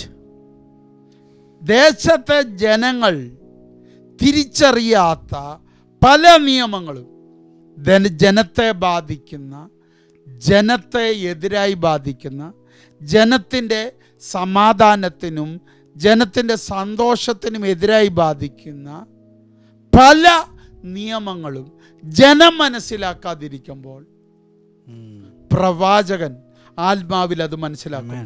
So when the nation is not able to understand the rules and the regulations that is trying to disturb the harmony, trying to disturb their peace and joy, when the world, when the nation is not able to understand this, the prophetical office, they are able to understand, the prophet is able to understand this. അപ്പോൾ അതിൻ്റെ അർത്ഥം സഭ അലേർട്ടായെങ്കിലേ ആ ദേശം സ്വസ്ഥമാകും. It means only if the church become alert, that nation can be in peace. സഭ ഉണർത്തപ്പെട്ടതാണെങ്കിൽ ആ ദേശം സ്വസ്ഥമായിരിക്കും. So if the church has arise, that nation would be in peace. ഞാൻ പറയുന്നത് നിങ്ങൾക്ക് മനസ്സിലാവുന്നു? Are you able to understand what I am trying to tell you? നിങ്ങൾ മനസ്സിലാക്കണം. You should understand this. ദേശത്തെ ഭരണ സംവിധാനത്തിനകത്ത് കയറിയ പൈശാചിക സ്വാധീനങ്ങൾ നീ അറിയാതെ തന്നെ നിന്റെ വീട്ടിലെത്തിയിട്ടുണ്ട്. So the powers of darkness that has influenced the authority system of your nation, unknowingly it has also entered your house. അപ്പൊ തന്നെ നീ സഭയിലെ അംഗമാ. And at the same time you are a part of the church. നീ അവകാശപ്പെടുന്നു ഞാൻ സഭയിലാ. You are claiming that I am in the church. ദേശത്തെ വശീകരിച്ച, ഉപായത്താൽ ചതിച്ച പൈശാചിക സംവിധാനങ്ങളുടെ സ്വാധീനങ്ങൾ ആ രാജ്യത്തെ നിയന്ത്രിക്കുമ്പോൾ തന്നെ അത് നിന്റെ കുടുംബത്തെ നിയന്ത്രിക്കാൻ തുടങ്ങി. So the powers of darkness that are trying to deceive and that are trying to influence you continuously, influence your nation continuously, it has also entered your house right now. എന്നിട്ടും നീ അത് മനസ്സിലാക്കുന്നില്ല. Still you are not able to recognize it. അതിന്റെ അർത്ഥം എന്താ? What does it mean? നീ ആയിരിക്കുന്നിടത്ത് സഭ ഉറക്കത്തില്ല. It means the church in your place is asleep. അല്ലെങ്കിൽ സഭ നിർജീവത്വത്തില്ല. Or the church in your place has become actionless, dead. അല്ലെങ്കിൽ അവിടുത്തെ സഭ ദൈവവുമായിട്ടുള്ള proper ബന്ധത്തിലല്ല. Or else the church in your place is not in a proper relationship with the Lord. പഴയ നിയമത്തിൽ പഠിച്ചാൽ ദൈവത്തിൻ്റെ ജനം ദൈവവുമായിട്ട് ഉള്ള ബന്ധത്തിൽ നിന്ന് മാറി പ്രവാസത്തിൽ എത്തിയിട്ട് പോലും അവരറിയാതെ പോയി. So you can see in the Old Testament when the children of God they left, they couldn't grow in their relationship with the Lord. Even though going in exile, they couldn't understand it. അവര് പ്രവാസത്തിൽ പോയ ദേശത്തിന്റെ സംവിധാനങ്ങൾ അവരെ നിയന്ത്രിക്കാൻ തുടങ്ങിയപ്പോഴാണ് അവരത് അറിയുന്നത്. So the nation where they went as exile, when the powers of that nation started controlling them, that is when they understood that they are in exile right now. ഈ കോവിഡിലും അതാ സംഭവിച്ചുകൊണ്ടിരിക്കുന്നു. Even in this COVID, this is what is happening. മനുഷ്യനിർമ്മിതമായ COVID, So a man-made COVID, രാജ്യങ്ങളെ കീഴടക്കുന്നു. it has conquered nations, അത് രാജ്യത്തിന്റെ പല സിസ്റ്റങ്ങളെയും കയറി കീഴടക്കി. and it has also conquered many systems of the nation. ജനത്തിന്റെ പീസ്ഫുൾ സമാധാനപരമായ ജീവിത ശൈലി അത് കയറിപ്പെട്ടു. And it has also disturbed the peaceful lifestyle of the people. രാജ്യം പറയുന്നു ഇതൊരു വൈറസാ. The world says that this is a virus, ലോകത്തിന്റെ സിസ്റ്റം പറയുന്നു ഇതൊരു വൈറസാ. and the system of this world says that this is a virus. പക്ഷെ സഭ കൽപ്പിക്കണ ഇതെന്താണെന്ന്. But the church has to declare what this truly is, സഭയ്ക്ക് ഇതിനെ നിയന്ത്രിക്കാൻ പറ്റും. and only the church can control this. സഭയുടെ ആത്മാവ് അകത്തുള്ളവൻ അറിയാം ഇതൊരു വൈറസ് അല്ല, ഇതൊരു മനുഷ്യനിർമ്മിതമായ സംവിധാനമാണ്. And the one who operates in the spirit that is in the church, he can understand that this is not a virus, but this is a man-made thing. നമ്മുടെ subject അല്ലാത്തതുകൊണ്ട് ഞാൻ അതിൻ്റെ അടുത്ത ഭാഗത്തോട്ട് പോകുന്നില്ല. Just because this is not our topic, I am not going into the second part of പക്ഷെ it. ഒരു അറിവിന് വേണ്ടിയാണ് ഞാനിത് പറഞ്ഞത്. But just for your information, I shared this with you. ഒരു നോർമൽ കാര്യമാണെന്ന് പറഞ്ഞ് അതിന് കീഴടങ്ങി കൊടുക്കേണ്ടതല്ല സഭ. ഏതിന്? കോവിഡിന്. Church should not bow down to COVID and should allow it to triumph over this by thinking that this is just a normal thing. ലോകം മുഴുവനുണ്ട്. So this is present in the entire world. അതുകൊണ്ട് സഭ അതിനെ ഒരു normal thing ആയി കാണാൻ പാടില്ല. So the church should not see this as a normal thing.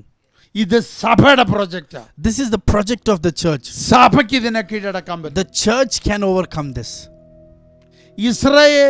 മിസ്രൈമിൽ മൊത്തം പ്ലേഗിന് വരാം, So the ബാധയ്ക്ക് വരാം. plague can enter in the entire Egypt. പക്ഷെ സഭയെ കയറാൻ പറ്റത്തില്ല. But it cannot enter into the church. അതാണ് പഴയ നിയമ Israel. And that is the Old Testament Israel. അതാണ് ഇന്ന് പുതിയ നിയമത്തിലെ ദൈവജനം. And that is the children of God in the New Testament. അങ്ങനെയെങ്കിൽ If it is so, ഈ കോവിഡിന് കീഴടക്കാൻ പറ്റാത്ത ഒരു ഗ്രൂപ്പ് ഇന്ന് ഭൂമിയിലുണ്ടെങ്കിൽ അത് സഭയാ. so in this world, a group that couldn't be conquered by this COVID is the church. അതിന്റെ അർത്ഥം It means സഭ ഈ കോവിഡിനെതിരെ എഴുന്നേൽക്കണം. the church has to arise against this COVID. സഭയുടെ അധികാരം ഈ കോവിഡിനെ പിടിച്ചു കെട്ടാൻ പറ്റും. The authority with the church, it can conquer and bind this COVID. ഇപ്പൊ ഏലിയാവ് എന്ന് പറയുന്ന അഭിഷക്തൻ So Elijah, the anointed one, തിശ്ബിയയിലിരിക്കുന്നു. he is in Tishbe. ആത്മാവിൽ ശമര്യയിലെ കാര്യം കാണുന്നു. And in spirit, he is seeing things in Samaria. ശമര്യയിൽ വരുന്ന ബാലും പ്രവാചകന്മാരും ആരാ? ഇത് തിശ്ബിയയിൽ ഇരുന്നോണ്ട പ്രവാചകൻ കാണുന്നു. So who are Baal and his prophets of Samaria? The prophet is seeing this when he is in Tishbe. Asherah പ്രതിഷ്ഠയും അതിൻ്റെ സംവിധാനങ്ങളും എന്തുവാ? അത് തിശ്ബിയയിൽ ഇരുന്നോണ്ട പ്രവാചകൻ കാണുന്നു. What is the idols of Asherah and what is the power of Asherah? Prophet is seeing things about this in Tishbe. അതിനെ എങ്ങനെ കൈകാര്യം ചെയ്യണം? അത് ശമര്യയിൽ വന്നിട്ടല്ല പ്രവാചകൻ കണ്ടെത്തുന്നത്. അവൻ ഇരിക്കുന്ന പ്രാർത്ഥനാമുറിയായ തിശ്ബിയയിൽ തന്നെ അതിനെ പൊളിക്കുന്ന സകല സംവിധാനം അവൻ കണ്ടെത്തുന്നു. And how to deal with these things and how to fight them and how to overcome these things, he is understanding all of them in his prayer room in Tishbe and not after coming to Samaria. അപ്പൊ പ്രവാചകൻ ശമര്യയിൽ എത്തുന്നത് ഒരു ശുശ്രൂഷയുമായിട്ടാണ്. Amen. So a prophet is coming to Samaria with a ministry. അങ്ങനെയെങ്കിൽ It means, ഒരു സഭ ദേശത്ത് എഴുന്നേൽക്കുന്നു. so if the church arises in a place, എഴുന്നേറ്റിട്ടല്ല ആ ദേശത്തെ നിയന്ത്രിക്കാൻ പോകുന്നത്. not after they arise they start controlling them. Already ആ സഭ ആ ദേശത്തെ നിയന്ത്രിക്കാൻ വേണ്ടിയാ എഴുന്നേക്കുന്നത്. And the church is rising already so that they can have control. GRH മസ്കറ്റിന് ഇത് പിടികിട്ടുന്നുണ്ടെങ്കിൽ ഞാൻ വിചാരിച്ചു. I believe GRH Muscat is able to understand this voice of God. ചില പദ്ധതികളുമായിട്ടാണ് നമ്മളെ അവിടെ ദൈവം എഴുന്നേൽപ്പിക്കുന്നത്. God is making us stand there with certain plans of God. ഇനി നിങ്ങൾ ശ്രദ്ധിക്കുക. So now you pay attention. പ്രവാചകൻ കൊട്ടാരത്തിനകത്ത് കയറിയിട്ട് പറയുന്നു ഇനി മഴ പെയ്യത്തില്ല. The prophet enters into the palace and says that now there will be no rain. പ്രവാചകൻ ഒരിക്കലും പറഞ്ഞില്ല ക്ഷാമം ദേശത്ത് വരാൻ പോവെന്ന്. He never said that famine would hit the land. നിങ്ങളോട് വായിച്ചു നോക്ക്. You can read it in the word of God. ഒന്ന് രാജാക്കന്മാരുടെ പുസ്തകം The book of 1 Kings 17 അധ്യായം chapter 17 അതിൻ്റെ 1 മുതലുള്ള വാക്യങ്ങൾ. and from verse 1. Now Elijah, who was from Tishbe in Gilead, told King Ahab, as surely as the Lord, the God of Israel lives, the God I serve, there will be no dew or rain during the next few years until I give the word. Then the Lord said to Elijah, go to the east and hide by Kerith brook, near where it enters the Jordan river. Drink from the brook and eat what the ravens bring you, for I have commanded them to bring you food. So Elijah did as the Lord told him. മതി. ഞാൻ ആ വാക്യം മലയാളത്തിൽ ഒന്നുകൂടെ വായിക്കാം എൻ്റെ കേൾവിക്കാർക്ക് മനസ്സിലാകാൻ വേണ്ടി. I would like to read these verses in Malayalam so that my audience could understand this. എന്നാൽ ഗിലെയാദിലെ തിശ്ബിയിൽ നിന്നുള്ള തിശ്ബിയനായ ഏലിയാവ് ആഹാബിനോട്, ഞാൻ സേവിച്ചു നിൽക്കുന്ന ഇസ്രയേലിൻ്റെ ദൈവമായ യഹോവയാണ്, ഞാൻ പറഞ്ഞല്ലാതെ ഈ ആണ്ടുകളിൽ മഞ്ഞും മഴയും ഉണ്ടാകയില്ല എന്ന് പറഞ്ഞു. പിന്നെ അവന് യഹോവയുടെ അരുളപ്പാടുണ്ടായതെന്നാൽ, നീ ഇവിടെ നിന്ന് പുറപ്പെട്ട് കിഴക്കോട്ട് ചെന്ന് യോർദാന് കിഴക്കുള്ള കെരീതു തോട്ടിനരികെ ഒളിച്ചിരിക്കുക. തോട്ടിൽ നിന്ന് നീ കുടിച്ചു കൊള്ളണം. അവിടെ നിനക്ക് ഭക്ഷണം തരേണ്ടതിന് ഞാൻ കാക്കയോട് റാവനോട് കൽപ്പിച്ചിരിക്കുന്നു. അങ്ങനെ അവൻ പോയി യഹോവയുടെ കൽപ്പന പ്രകാരം ചെയ്തു. ശ്രദ്ധിച്ചേ. So pay attention over there. ഒരു ക്ഷാമത്തെക്കുറിച്ച് അവൻ പ്രവചിച്ചിട്ടില്ല. He didn't prophesy about a famine here. മഞ്ഞും മഴ ഉണ്ടാകത്തില്ല. He said that there will be no rain and no dew. അപ്പോൾ ഒരു ക്ലൈമറ്റിനെ പ്രവാചകൻ തൊടുക. So the prophet is touching the climate. ഒരു കാലാവസ്ഥയെ പ്രവാചകൻ തൊടുന്നു. So the prophet is touching the climate. അവിടെയാണ് ഒരു പ്രവാചകന്റെ കാഴ്ചപ്പാട് മനസ്സിലാക്കേണ്ടത്. This is where we have to understand the perspective of the prophet. രാജ്യത്തെ പ്രോബ്ലം എന്താ? What is the problem of that nation? അവിടെ ഒരു ഇസബേലുണ്ട്. There is a Jezebel in that nation. അവിടെ ഒരു ബാലുണ്ട്. There is a Baal. അവിടെ ഒരു Asherah പ്രതിഷ്ഠയുണ്ട്. There are the idols of Asherah. അവരുടെ പ്രവചക ഗണങ്ങളുണ്ട്. And their prophets are there. പക്ഷെ ആ മേഖലയെ ഒന്നും തൊടാതെ, So without touching all of those things, ക്ലൈമറ്റിനെ കയറി തൊടുന്നു. Elijah is touching the climate. എന്താ അതിന്റെ കാരണം? What is the reason behind it? ഈ ദേശത്തെ ജനം ദൈവത്തിന്റെ ജനമാണ്. So the people in this nation belong to the Lord. പിശാച് അവിടെ വന്നിരിക്കുന്നത് ദേശത്തെ ജനത്തെ കീഴടക്കാൻ. Satan has come into that place to conquer the people in that nation. പക്ഷെ നിങ്ങൾ മനസ്സിലാക്കണം, But you have to understand. പിശാചിനൊരു വിവരക്കേടുണ്ട്. So there is a foolishness that Satan does. അത് നിങ്ങൾക്ക് മനസ്സിലാക്കാൻ ഞാൻ ബൈബിളിലെ മറ്റൊരു ഭാഗം കൂടെ പറയാം. So for you to understand, I would like to relate it with a different scripture portion. ദൈവത്തിൻ്റെ പുത്രന്മാർ, അതായത് ദൂതന്മാരുടെ ഇടയിൽ കയറി പിശാച് നിന്നു. So in midst of the sons of God, Satan also went and stood there. ദൈവം ചോദിച്ചു, നീ എന്താ ഇവിടെ വന്നിരിക്കുന്നു? And God asked him, why are you here? അവൻ പറഞ്ഞു, ഞാൻ ഭൂമിയിലെല്ലാം ഊടാടിട്ട് വരിക. And he said that I have roamed around the world. അടുത്ത ചോദ്യം, The next question, ദൈവം ഉടനെ ചോദിച്ചു, എൻ്റെ ദാസൻ അയ്യോബിന്റെ മേൽ നീ ദൃഷ്ടി വെച്ചോ? you have laid your eyes upon my servant Job. എന്നിട്ട് ദൈവം പറഞ്ഞു, അവൻ നീതിമാനാ, Lord said that he is righteous, നിഷ്കളങ്കനാ, he is blameless, ദോഷം വിട്ടകന്നവനാ. he is away from every uncleanliness.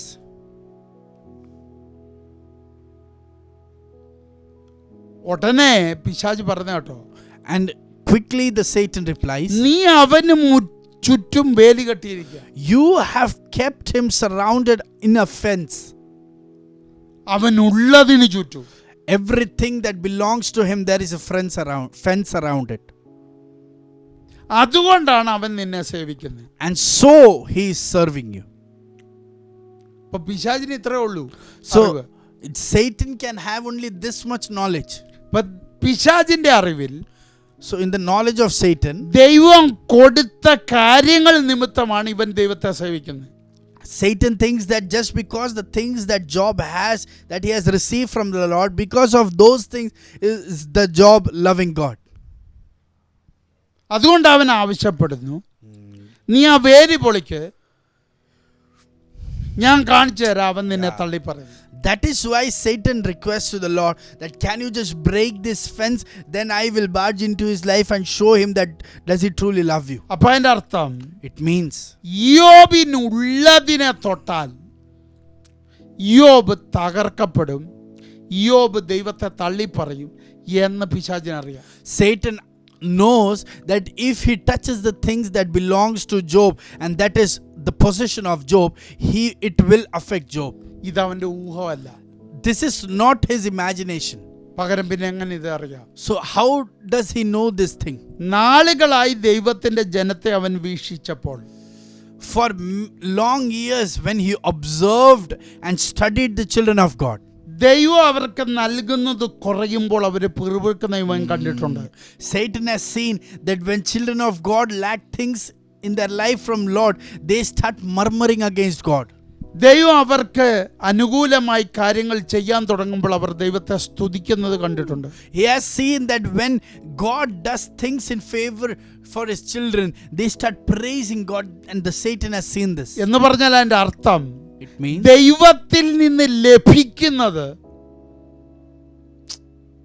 അതിന്റെ ആഴമനുസരിച്ചാണ് ദൈവവും ഇവരും തമ്മിലുള്ള ബന്ധം നിൽക്കുന്നതെന്ന് ഇവൻ നാളുകളായി ശ്രദ്ധിച്ചു. And Satan for many years, for a long time, he has studied that in the intensity of the things that they receive from the Lord is the basis of their intimacy with the Lord. അവർക്ക് കിട്ടിയ ആരോഗ്യം, The health that they have received, അവർക്ക് കിട്ടിയ സമ്പത്ത്, the wealth that they have received, അവർക്ക് കിട്ടിയ നന്മ, the blessings that they have received, അങ്ങനെ പലതും ആണ് ഇവരെയും ദൈവത്തെയും തമ്മിൽ ബന്ധിപ്പിച്ച് നിർത്തുന്നതെന്ന് പിശാച് മനസ്സിലാക്കി. Satan understood that all these things are the basis of the relationship with the Lord. അതുകൊണ്ട് പിശാച് എന്തോ എടുത്തു? So what did Satan do? ആഹാബിന്റെ കൊട്ടാരത്തിൽ വന്ന് അവരുടെ കൃഷി, അവരുടെ കാലാവസ്ഥ, അവരുടെ സകല കാര്യങ്ങളെയും നിയന്ത്രിക്കത്തക്ക നിലയിൽ സ്വാധീനം ചെലുത്താൻ കഴിയുന്ന രണ്ട് ശക്തികളെ അവിടെ കൊണ്ട് സ്ഥാപിച്ചു. So what did Satan do? By coming into the land of King Ahab, he tried to take over, or he tried to harm the agriculture and the land of that place, and also the climate of that place, and he also placed two powers in that place so that they could be used to influence. അവിടുത്തെ ഏറ്റവും വലിയ അവരുടെ അനുഗ്രഹം എന്ന് പറയുന്ന കൃഷിയാ. So agriculture is the greatest blessing of their life, അതിനാവശ്യം അനുഗ്രഹിക്കപ്പെട്ട ഒരു കാലാവസ്ഥയാണ്. and the blessing of this agriculture is a blessed climate. അതുകൊണ്ട് അതിനെ കയറി നിയന്ത്രിക്കാൻ കഴിയുന്ന ഒരു ശക്തിയെ പിശാച് അവിടെ എത്തിക്കുന്നു. And Satan is trying to bring in a power that can control this. ദൈവം തൻ്റെ ഓഫീസിലെ പ്രവാചകനെ വിളിച്ചിട്ട് പറയുന്നു, ആ കൺട്രോൾ അവിടെ അവൻ്റെ രാജാവിൻ്റെ കയ്യിലുമല്ല, ആ രാജ്യത്തിലുമല്ല, എൻ്റെ ഓഫീസിലാണെന്ന് നീ കാണിച്ചോടെ. And God is sending his prophet and telling him that you have to prove that the control of these things is not with the king and not with anyone else, but it is with your office, and you prove it to them. ഉൽപ്പത്തി മുതലേ സകലതിനെയും നിയന്ത്രിക്കാനുള്ള അധികാരം ദൈവം കൊടുത്തത് മനുഷ്യനാണ്. And from Genesis onwards, God has given the authority to control everything. It is given to man. സൂര്യൻ്റെ ചലനത്തെ, ചന്ദ്രൻ്റെ ചലനത്തെ, ഭൂമിയുടെ ചലനത്തെ പോലും നിയന്ത്രിക്കാൻ മനുഷ്യന് കഴിയുമെന്ന് ദൈവം തെളിയിച്ച് കാണിച്ചതാണ്. God also proved that the man can control the movement of sun, moon and the earth. പക്ഷെ അത് എല്ലാവർക്കും കഴിയത്തില്ല. But everyone cannot do this. ദൈവത്തിൻ്റെ മക്കൾക്ക് അത് കഴിയൂ. Only the children of God can do this. ഒരു കടലിനെ പോലും ഒരു വടി കൊണ്ട് വിഭാഗിക്കാൻ കഴിയുമെന്ന് ദൈവം കാണിച്ചു തന്നു. So God even showed that a sea could even be parted just with a stick. അപ്പം അതിൻ്റെ അർത്ഥം It means ദൈവജനത്തിന്, ദൈവത്തിൻ്റെ മക്കൾക്കെല്ലാം കഴിയും. so God's people and God's children can do everything. ദൈവത്തിന് കഴിയുന്നത് അവൻ്റെ മക്കൾക്ക് കഴിയുമെന്ന് ദൈവം തെളിയിക്കുക. And God is proving that what is possible with him is also possible with his children. അതിൻ്റെ ഏറ്റവും വലിയ തെളിവാണ് യെഹെസ്കേൽ എന്ന് പറയുന്ന പ്രവാചകൻ. And the greatest proof of this thing is prophet Ezekiel. ഉൽപ്പത്തിയിൽ ദൈവം സൃഷ്ടിച്ച സൃഷ്ടിപ്പിൻ്റെ മറ്റൊരു രൂപം നമ്മൾ കാണുന്നു. അസ്ഥി താഴ്വരയിൽ യെഹെസ്കേലിന്റെ പ്രവചനത്തിലൂടെ നടക്കുമെന്ന്. So the creation work by the Lord in just the similar thing can be seen in the life of prophet Ezekiel, where he is going into the valley of dry bones. അപ്പം നിങ്ങൾ ആത്മാവിൽ ചിന്തിച്ചേ. So just think about this in spirit. Prophetical ഓഫീസിന്റെ, ദൈവത്തിന്റെ പ്രവാചക ഓഫീസിന്റെ കരുത്ത് എന്താണെന്ന്? What is the strength of the prophetical office of the Lord? അതുള്ള ദൈവത്തിന്റെ ഏറ്റവും കരുത്തുറ്റ സംവിധാനമാണ് ദൈവസഭ. And this is the system of the Lord, that is the church holds the most powerful thing, that is the access to this office. ആത്മാവിൽ ചിന്തിച്ചേ. So just think about this in spirit. ഏലിയാവിനോട് അതാ പറയുന്നത്. This is what the Lord is telling to Elijah. അപ്പോൾ ദൈവം എന്താ ചെയ്യുന്നത്? ദൈവത്തിൻ്റെ സ്വരൂപത്തിൽ സൃഷ്ടിച്ച മനുഷ്യന് ദൈവം ചെയ്തത് എല്ലാം ചെയ്യാൻ കഴിയുമെന്ന് ദൈവം തെളിയിക്കുക. So what is God doing? The man who was created in the image of God, they can do things just as God does. That is what God is trying to prove. അതിൻ്റെ ഏറ്റവും വലിയ തെളിവല്ലേ പുതിയ നിയമത്തിൽ പറയുന്നത്? യേശു ക്രിസ്തു താൻ ഇരിക്കുന്നത് പോലെ അവൻ ഇരിക്കുന്നിടത്ത് നാമും ഇരിക്കേണ്ടതാകുന്നു.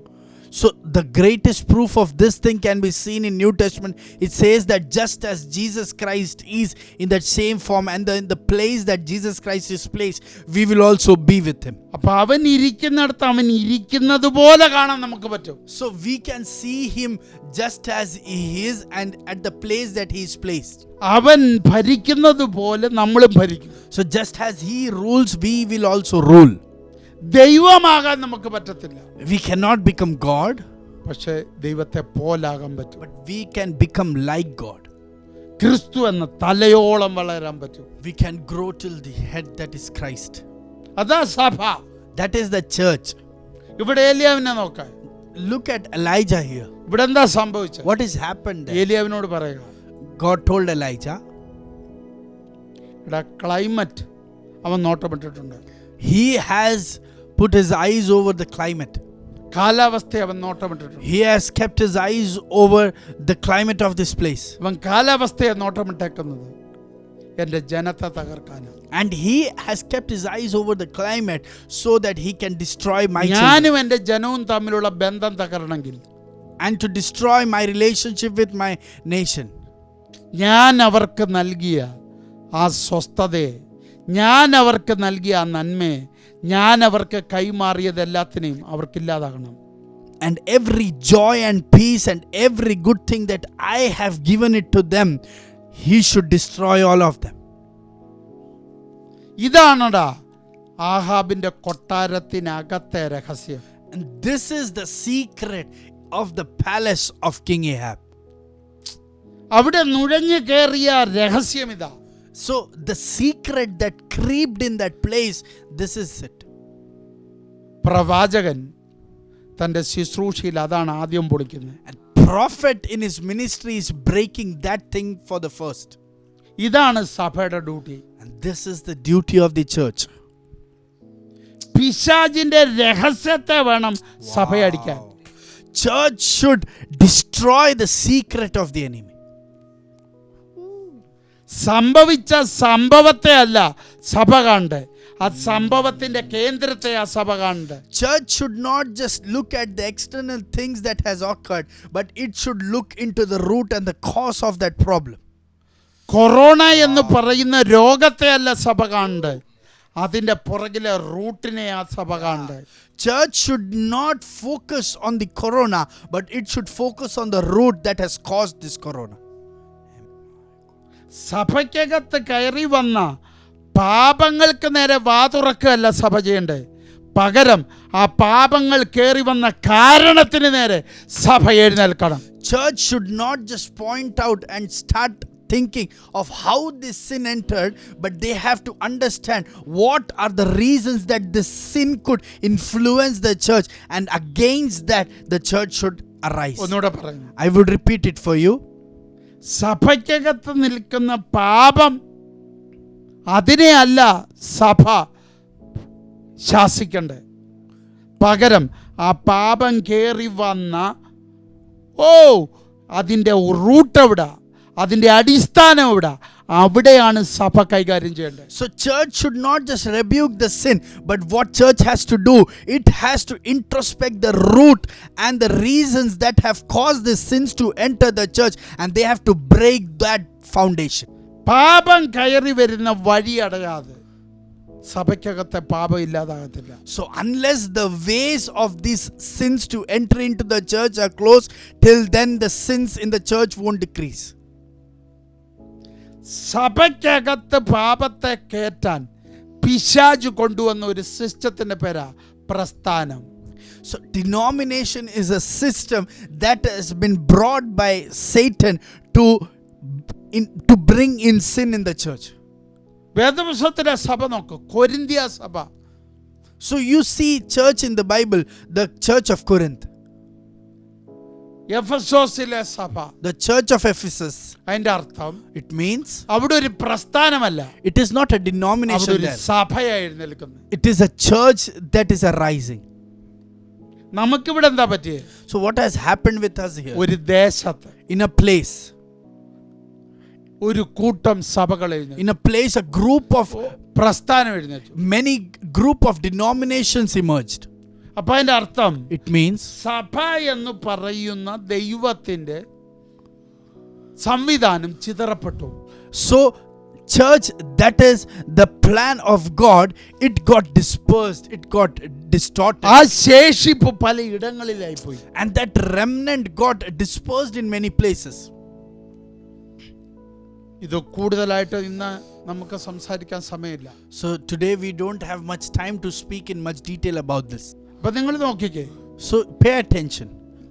ആഹാബ് എന്ന് പറയുന്ന രാജാവിലൂടെ So through the king Ahab, ദൈവത്തിന്റെ ജനത്തെ മറ്റ് ദൈവങ്ങളെ വണങ്ങുന്ന ഒരു തലത്തിലേക്ക് മാറ്റാൻ പിശാച് പ്ലാൻ എടുത്തു. so Satan is making a strategy so that through Baal, that is God, he can make other gods to bow down before this. അല്ലെങ്കിൽ ഒന്നുകൂടെ പറഞ്ഞ, Or if we say in other words, ദൈവത്തിന്റെ പ്ലാനിൽ നിന്ന് വ്യത്യസ്തമായി പിശാച് ഒരുക്കുന്ന പ്ലാനുകളെ ദൈവത്തിന്റെ ജനത്തെ കൊണ്ട് സ്വീകരിപ്പിക്കുന്ന തരത്തിലേക്ക് ആഹാബിനെ ഉപയോഗിക്കുന്നു. so Satan is using King Ahab in a place where he can use things that are not according to the plan of God, and can try to subdue the children of God. നിങ്ങൾ വളരെ ശ്രദ്ധിച്ചെങ്കിലേ ഇത് പിടികിട്ടൂ. Only if you pay very clear attention, you will understand this. ദൈവത്തിന്റെ ജനം. the children of God. ഞാൻ ചൂടെ മനസ്സിലാകുന്ന രീതിയിൽ പറഞ്ഞു. I would like to tell this in a very simple way. ദൈവത്തിന്റെ ജനം, The children of God, ദൈവത്തിന്റെ ശബ്ദം കേട്ടാൽ if they hear the voice of God, അവരൊരു വലിയ സൈന്യമായി മാറും. they will become a great army. അവരൊരു വലിയ സ്വസ്ഥത പ്രാപിക്കും. They will receive great peace. അവരൊരു വലിയ ഒരു വലിയ അനുഗ്രഹമായി മാറും. And they will become a great blessing. ഇത് മനസ്സിലാക്കിയ പിശാച്, So the Satan who understood this, ഇവന്റെ ഉള്ളിലേക്ക് കയറണമെങ്കിൽ and to enter into them, ഒരു അധികാരമണ്ഡലം അവന് ആവശ്യമുണ്ട്. so he needs a realm of authority, ഒന്നുകിൽ ഒരു പൗരോഹിത്യ മണ്ഡലം, either a priestly office, അല്ലെങ്കിൽ ഒരു പ്രവാചക മണ്ഡലം, either a prophetical office, അല്ലെങ്കിൽ ഒരു രാജകീയ മണ്ഡലം. either a king's office. ഇതാണ് പഴയ നിയമത്തിൽ സംഭവിച്ചതല്ല. Oh, this is what happened in Old Testament. ഇതെല്ലാം കൂടെ ഉള്ളടമാണ് പുതിയ നിയമത്തിലെ സഭ. And the New Testament church is the place where all of these are included. ഇപ്പൊ സഭയിൽ ഇവന് കയറാൻ പറ്റത്തില്ല. So he cannot enter into the church. സഭയെ പ്രസ്ഥാനത്തിനകത്ത് കൊണ്ടുവന്നു. So he brought the church into the denomination. എന്നിട്ട് പ്രസ്ഥാനത്തിൽ സഭയെ കയറ്റിയിട്ട് And by allowing the church into the എന്നിട്ട് denomination, അവൻ അവിടെ നിന്ന് ഒഴിഞ്ഞു കയറി. and through that he tried to creep in. ഇതാണ് ഇവിടെ സംഭവിച്ചേക്കുന്നത്. Oh, this is what has happened here.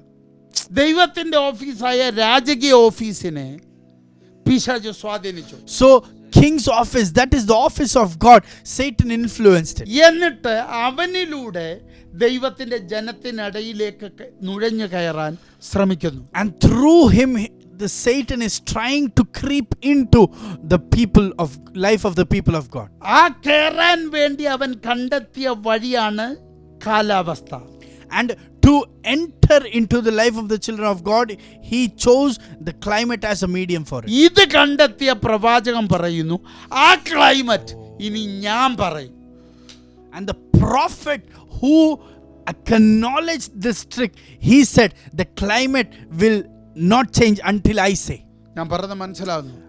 Can you understand what I'm സഭ trying to ഇത് tell you? ഏറ്റെടുക്കണം ഇന്ന്. The church has to receive this tonight. നീ സഭയിലാണെന്ന് തന്റെ ഇടം ഉണ്ടെങ്കിൽ, If you have this confidence that you are in the church, നീ ഏറ്റെടുക്കണം ഇത്. you should receive this. ഏത് ഏറ്റെടുക്കണം? What should you receive? എനിക്ക് പലതും സ്റ്റോപ്പ് ചെയ്യാൻ കഴിയും. I can stop many things. എനിക്ക് പലതിനെയും പിടിച്ചു കെട്ടാൻ കഴിയും. I can bind many things. എനിക്ക് പലതിനെയും നിർത്തലാക്കാൻ കഴിയും. I can put a end to many things. Mighty Jesus. Amen. ഇതാണ് എലിയാവ് ചെയ്യുന്നത്. This is what Elijah is doing. ഞാൻ പറയും, I will say, അതുവരെ മഴയില്ല. and until then there will be no rain. അതിന്റെ അർത്ഥം, It means, നീ അറിയാത്ത രാജാവേ, നീ അറിയാത്ത king, without your knowledge, നിന്റെ ഇടയിൽ നുഴഞ്ഞു കയറിയ സംവിധാനങ്ങൾ അറിയാത്ത, and without the knowledge of the system that has creeped in, ഒരു ക്ഷാമം വരാൻ പോവാ. there is a famine that is going to hit. രാജാവിന് അറിയാത്തതുകൊണ്ട് മുൻകരുതൽ എടുക്കാൻ പറ്റത്തില്ല. So just because the king doesn't know it in advance, he cannot take much precautions. ഇതാണ് സഭ. This is what church is. ലോകത്തിന് മുൻകരുതൽ എടുക്കാൻ പറ്റാത്ത തീരുമാനങ്ങള് ദേശത്ത് കൊണ്ടുവരുവാൻ ദൈവസഭയ്ക്ക് കഴിയും. So the things where the world cannot take precautions, in those cases, to bring out a perfect decision, church has to be there, and church is the system for it. ഒന്നുകൂടെ ഞാൻ പറയാം. I will repeat it for you. ദേശത്തിന് മുൻകരുതൽ എടുക്കാൻ കഴിയാത്ത, ദേശത്തിന് plan ചെയ്യാൻ കഴിയാത്ത ദൈവിക പദ്ധതികളെ കൽപ്പിച്ചാക്കി കൊണ്ടുവരാൻ, ക്രിയേറ്റ് ചെയ്യാൻ ദൈവസഭയ്ക്ക് കഴിയും. The things and the plans of God that the world cannot take precaution for or cannot have pre-planned, for those things the church can create those decisions and can bring it into existence. ഇതാണ് ഏലിയാവ് എന്ന് പറയുന്ന അഭിഷക്തൻ നമുക്ക് കാണിച്ചു തരുന്നത്. And this is what Elijah, the anointed one, is portraying before us. അതുകൊണ്ടാണ് ദൈവം പറഞ്ഞത്, മോനെ നീ പോയി ഒളിച്ചിരിക്കണം. That is why God says that, son, you go and hide. കാരണം അവരുടെ കയ്യിൽ ഇതിന് സൊല്യൂഷൻ ഇല്ല. Because in their hands there is no solution. അവർ സൊല്യൂഷന് വേണ്ടി ഇതിന്റെ പുറകെ വരും. But they will come behind you for solution. ഒന്നിൽ അവർ നിന്നെ കൊല്ലും, Either they will kill you, അല്ലെങ്കിൽ നിന്നെ കൊണ്ട് സൊല്യൂഷൻ അവർ പറയിപ്പിക്കും. or they will make you create a solution. ഞാൻ പറയുന്ന നിമിഷം വരെ നീ ഒളിച്ചേരി. So till the time I tell you, you stay hidden. കാരണം നീ പ്രഖ്യാപിച്ച ആ കാലഘട്ടം അവർക്ക് സൊല്യൂഷൻ ഇല്ല. Because the season, the time that you have declared, in that time there is no solution for them. അപ്പം അതിൻ്റെ അർത്ഥം സഭ ഒരു കാര്യം പറഞ്ഞാൽ സഭ അടുത്ത ശബ്ദം പുറപ്പെടുവിക്കുന്നതാണ് വരെ അത് കൈകാര്യം ചെയ്യാൻ ആർക്കും കഴിയത്തില്ല. Amen. It means till the time church says something, until the time church brings out its voice, nothing in the world can do it. അതല്ലേ വൈദ്യശാസ്ത്രം ഒരു കാര്യം പറയുന്നു. So that is why the medical field says one അതിനെ നോക്കി ദൈവത്തിൻ്റെ സഭയുടെ പ്രതിനിധി മറ്റൊന്ന് പറയുന്നു. and the representative of the church of the Lord is saying another thing. Doctor പറഞ്ഞത് പൊളിയുന്നു. So what doctor said is getting destroyed, അഭിഷക്തൻ പറയുന്നത് ക്രിയേറ്റ് ആവുന്നു. and what the anointed one said is being created. വൈദ്യശാസ്ത്രം എത്ര തലയും കുത്തി ശ്രമിച്ചാലും Even though അത് തിരുത്താൻ പറ്റത്തില്ല. Even though medical science would try to do it and would make more efforts, it cannot rewrite it. നൂറുകണക്കിന് കാര്യങ്ങൾ ഇതിൻ്റെ തെളിവുണ്ട്. There are 100 proofs to this thing. ഞാൻ എൻ്റെ വാക്കുകൾ നിർത്തിയേ പറ്റൂ. I have to conclude my words. അപ്പോൾ സഭയോട് ഞാൻ ഒരു കാര്യം പറഞ്ഞ് അവസാനിപ്പിക്കാം. So I would like to tell one thing to the church, and I would like to ദൈവം conclude. അനുവദിക്കുവാണെങ്കിൽ അടുത്ത ആഴ്ച ബാക്കി നമുക്ക് തുടരാം. So if God allows, we will move on to the next part of this. നമ്മുടെ subject അടുത്ത തലമുറ. Our subject is the next generation. അതാണ് സഭ. That is the church. അതുകൊണ്ടാണ് ഞാൻ ഇങ്ങനെ ഈ ദൂതി പോയത്. So that is why I am going through these words. എലിയാവേ, Elijah, നീ തൊടേണ്ടത് കാരണത്തെയാ. you have to touch the reason. അവന് കഴിയുമെന്ന് പറയുന്നതിനെ നീ തൊടണം. So what he says that he can do, you have to point out that. അപ്പം അതിൻ്റെ അർത്ഥം It means പിശാചിന് കഴിയുമെന്ന് പറയുന്നത് അവന് കഴിയത്തില്ല എന്ന് തെളിയിക്കുന്നവന്റെ പേരാണ് സഭ. Amen. So church is the place, church is the group that can prove that what enemy has said that he can do, the church will prove that he cannot do it. അത് കർമ്മേലിൽ വലിയ തെളിയിച്ചു. So Elijah proved the same at Mount Carmel also. പിശാചിന് കഴിയുമെന്ന് അവൻ അവകാശപ്പെടുന്നത് കഴിയത്തില്ലെന്ന് തെളിയിക്കുന്നവരത്ര സഭ. What Satan claimed that he could do, the church is the one that proves that he cannot do it. അതിന്റെ അർത്ഥം The reason is, സഭ ഒരിടത്തുണ്ടെങ്കിൽ so it means if there is a church in a place, പിശാചിന്റെ ഒരു പ്ലാനും അവിടെ നടക്കത്തില്ല. no plans of the Satan can be executed. കാരണം സഭ പറയും, Because the church will say, നിന്റെ മുഴുവൻ പ്ലാനുകളും ഞങ്ങൾ പൊളിച്ചിരിക്കും. we will destroy all your plans. കാരണം The reason is, പിശാചും അവന്റെ മുഴുവൻ ആയുധങ്ങളും സഭയ്ക്ക് കീഴില്ല. Satan and all his weapons are under the church. ഇതാണ് എലിയാവോട് ചെയ്തത്. This is what Elijah did there. Plan കൊട്ടാരത്തിനകത്തുണ്ട്. Plan is inside the palace. പക്ഷേ ആ പ്ലാനിന്റെ ആഴമേറിയ പദ്ധതിയെ, ആ പ്ലാനിനെ പൊളിക്കുന്ന ആ പ്ലാനിനേക്കാൾ വലിയ പദ്ധതി അഭിഷക്തന്റെ പ്രാർത്ഥനാ മുറിയിലുണ്ട്. But the plan that will destroy the enemy's plan, and the plan, the much depth and the greater plan than the plan of the enemy is revealed to the prophet in his prayer room. അതാ സഭ. That is the church. പിശാച് എന്ത് plan ചെയ്താലും Whatever the plan of the Satan would be, അവന്റെ ക്യാമ്പിൽ നിന്ന് പുറത്തു വരുന്നതിന് മുമ്പ്, and before coming out of his camp, ഞാൻ പറയുന്ന ശ്രദ്ധിക്കുക, pay attention to what I say. പിശാച് എന്ത് പ്ലാൻ ചെയ്താലും Whatever the Satan would plan, അവന്റെ ക്യാമ്പിൽ നിന്ന് അത് പുറത്തു വരുന്നതിന് മുമ്പ് before that plan comes out of his camp, പ്രാർത്ഥനാ മുറിയിൽ അത് പൊളിക്കുന്നവനാ സഭ. church is the one that breaks those plans in the prayer room. അതിന്റെ ഓഫീസാണ് prophetical office. And prophetical office is its office. അതുകൊണ്ട് നീ വീണ്ടും പരിശോധിക്കണം. So you should introspect once again. നീ സഭയിലാണോ അതോ പ്രസ്ഥാനത്തിലാണോ? Are you in the church or in the denomination? കണ്ണുകളടച്ച് Can we just close our eyes? പ്രാർത്ഥിച്ച് Can we start praying?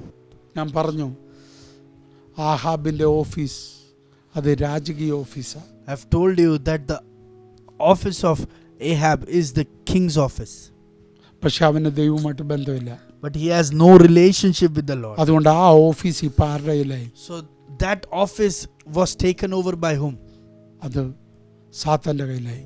So Satan took over that office.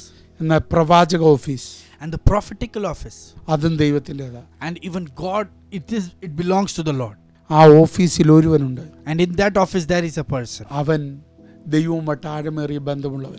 and he has a deep relationship with the Lord. അവൻ മതി He is enough സകലതും തിരുത്താൻ, to rewrite everything ആ ഒരുവനായി മാറാൻ, and to become that one person, അല്ലെങ്കിൽ ആ ഒരു ഓഫീസായി മാറാൻ, to become that one office, അല്ലെങ്കിൽ ആ ഒരു സഭയായി മാറാൻ to become that church. നമ്മളെ തന്നെ ഏൽപ്പിച്ചു കൊടുക്കണം. Can we just submit ourselves?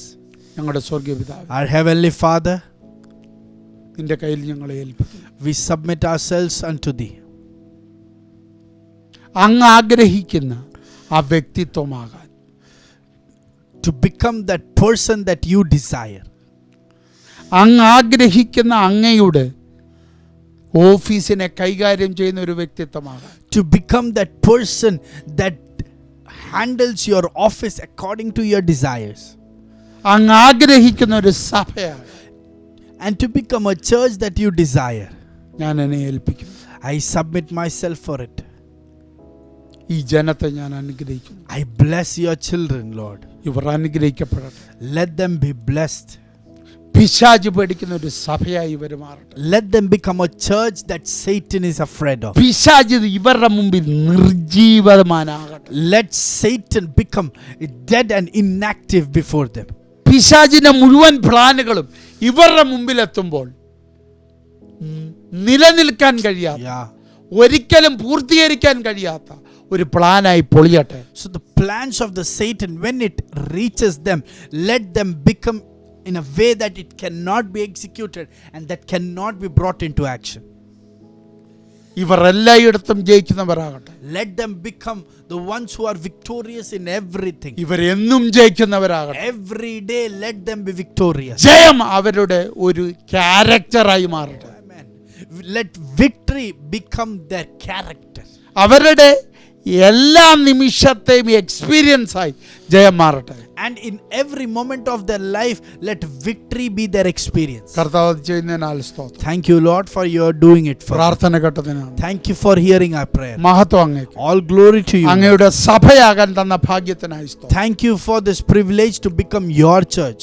യേശു ക്രിസ്തുവിൻ നാമത്തിൽ In Jesus Christ's name we pray. Amen. Amen. Amen. ദൈവം നിങ്ങളെ അനുഗ്രഹിക്കട്ടെ. May the Lord bless you. നിങ്ങളെ തന്നെ പരിശോധിക്കുക.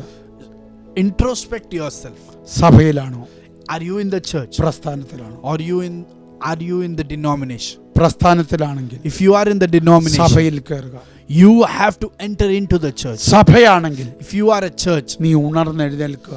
it is time for you to നിനക്ക് ഒത്തിരി arise. കാര്യം ചെയ്യാനുണ്ട്. There are many things for you to do. നിന്നിൽ നിന്ന് ഒത്തിരി പുറത്തു വരാനുണ്ട്. Many things are about to take birth through അതിനായി you. നമുക്കൊരുങ്ങാം. So let us get ready for it. God bless you all.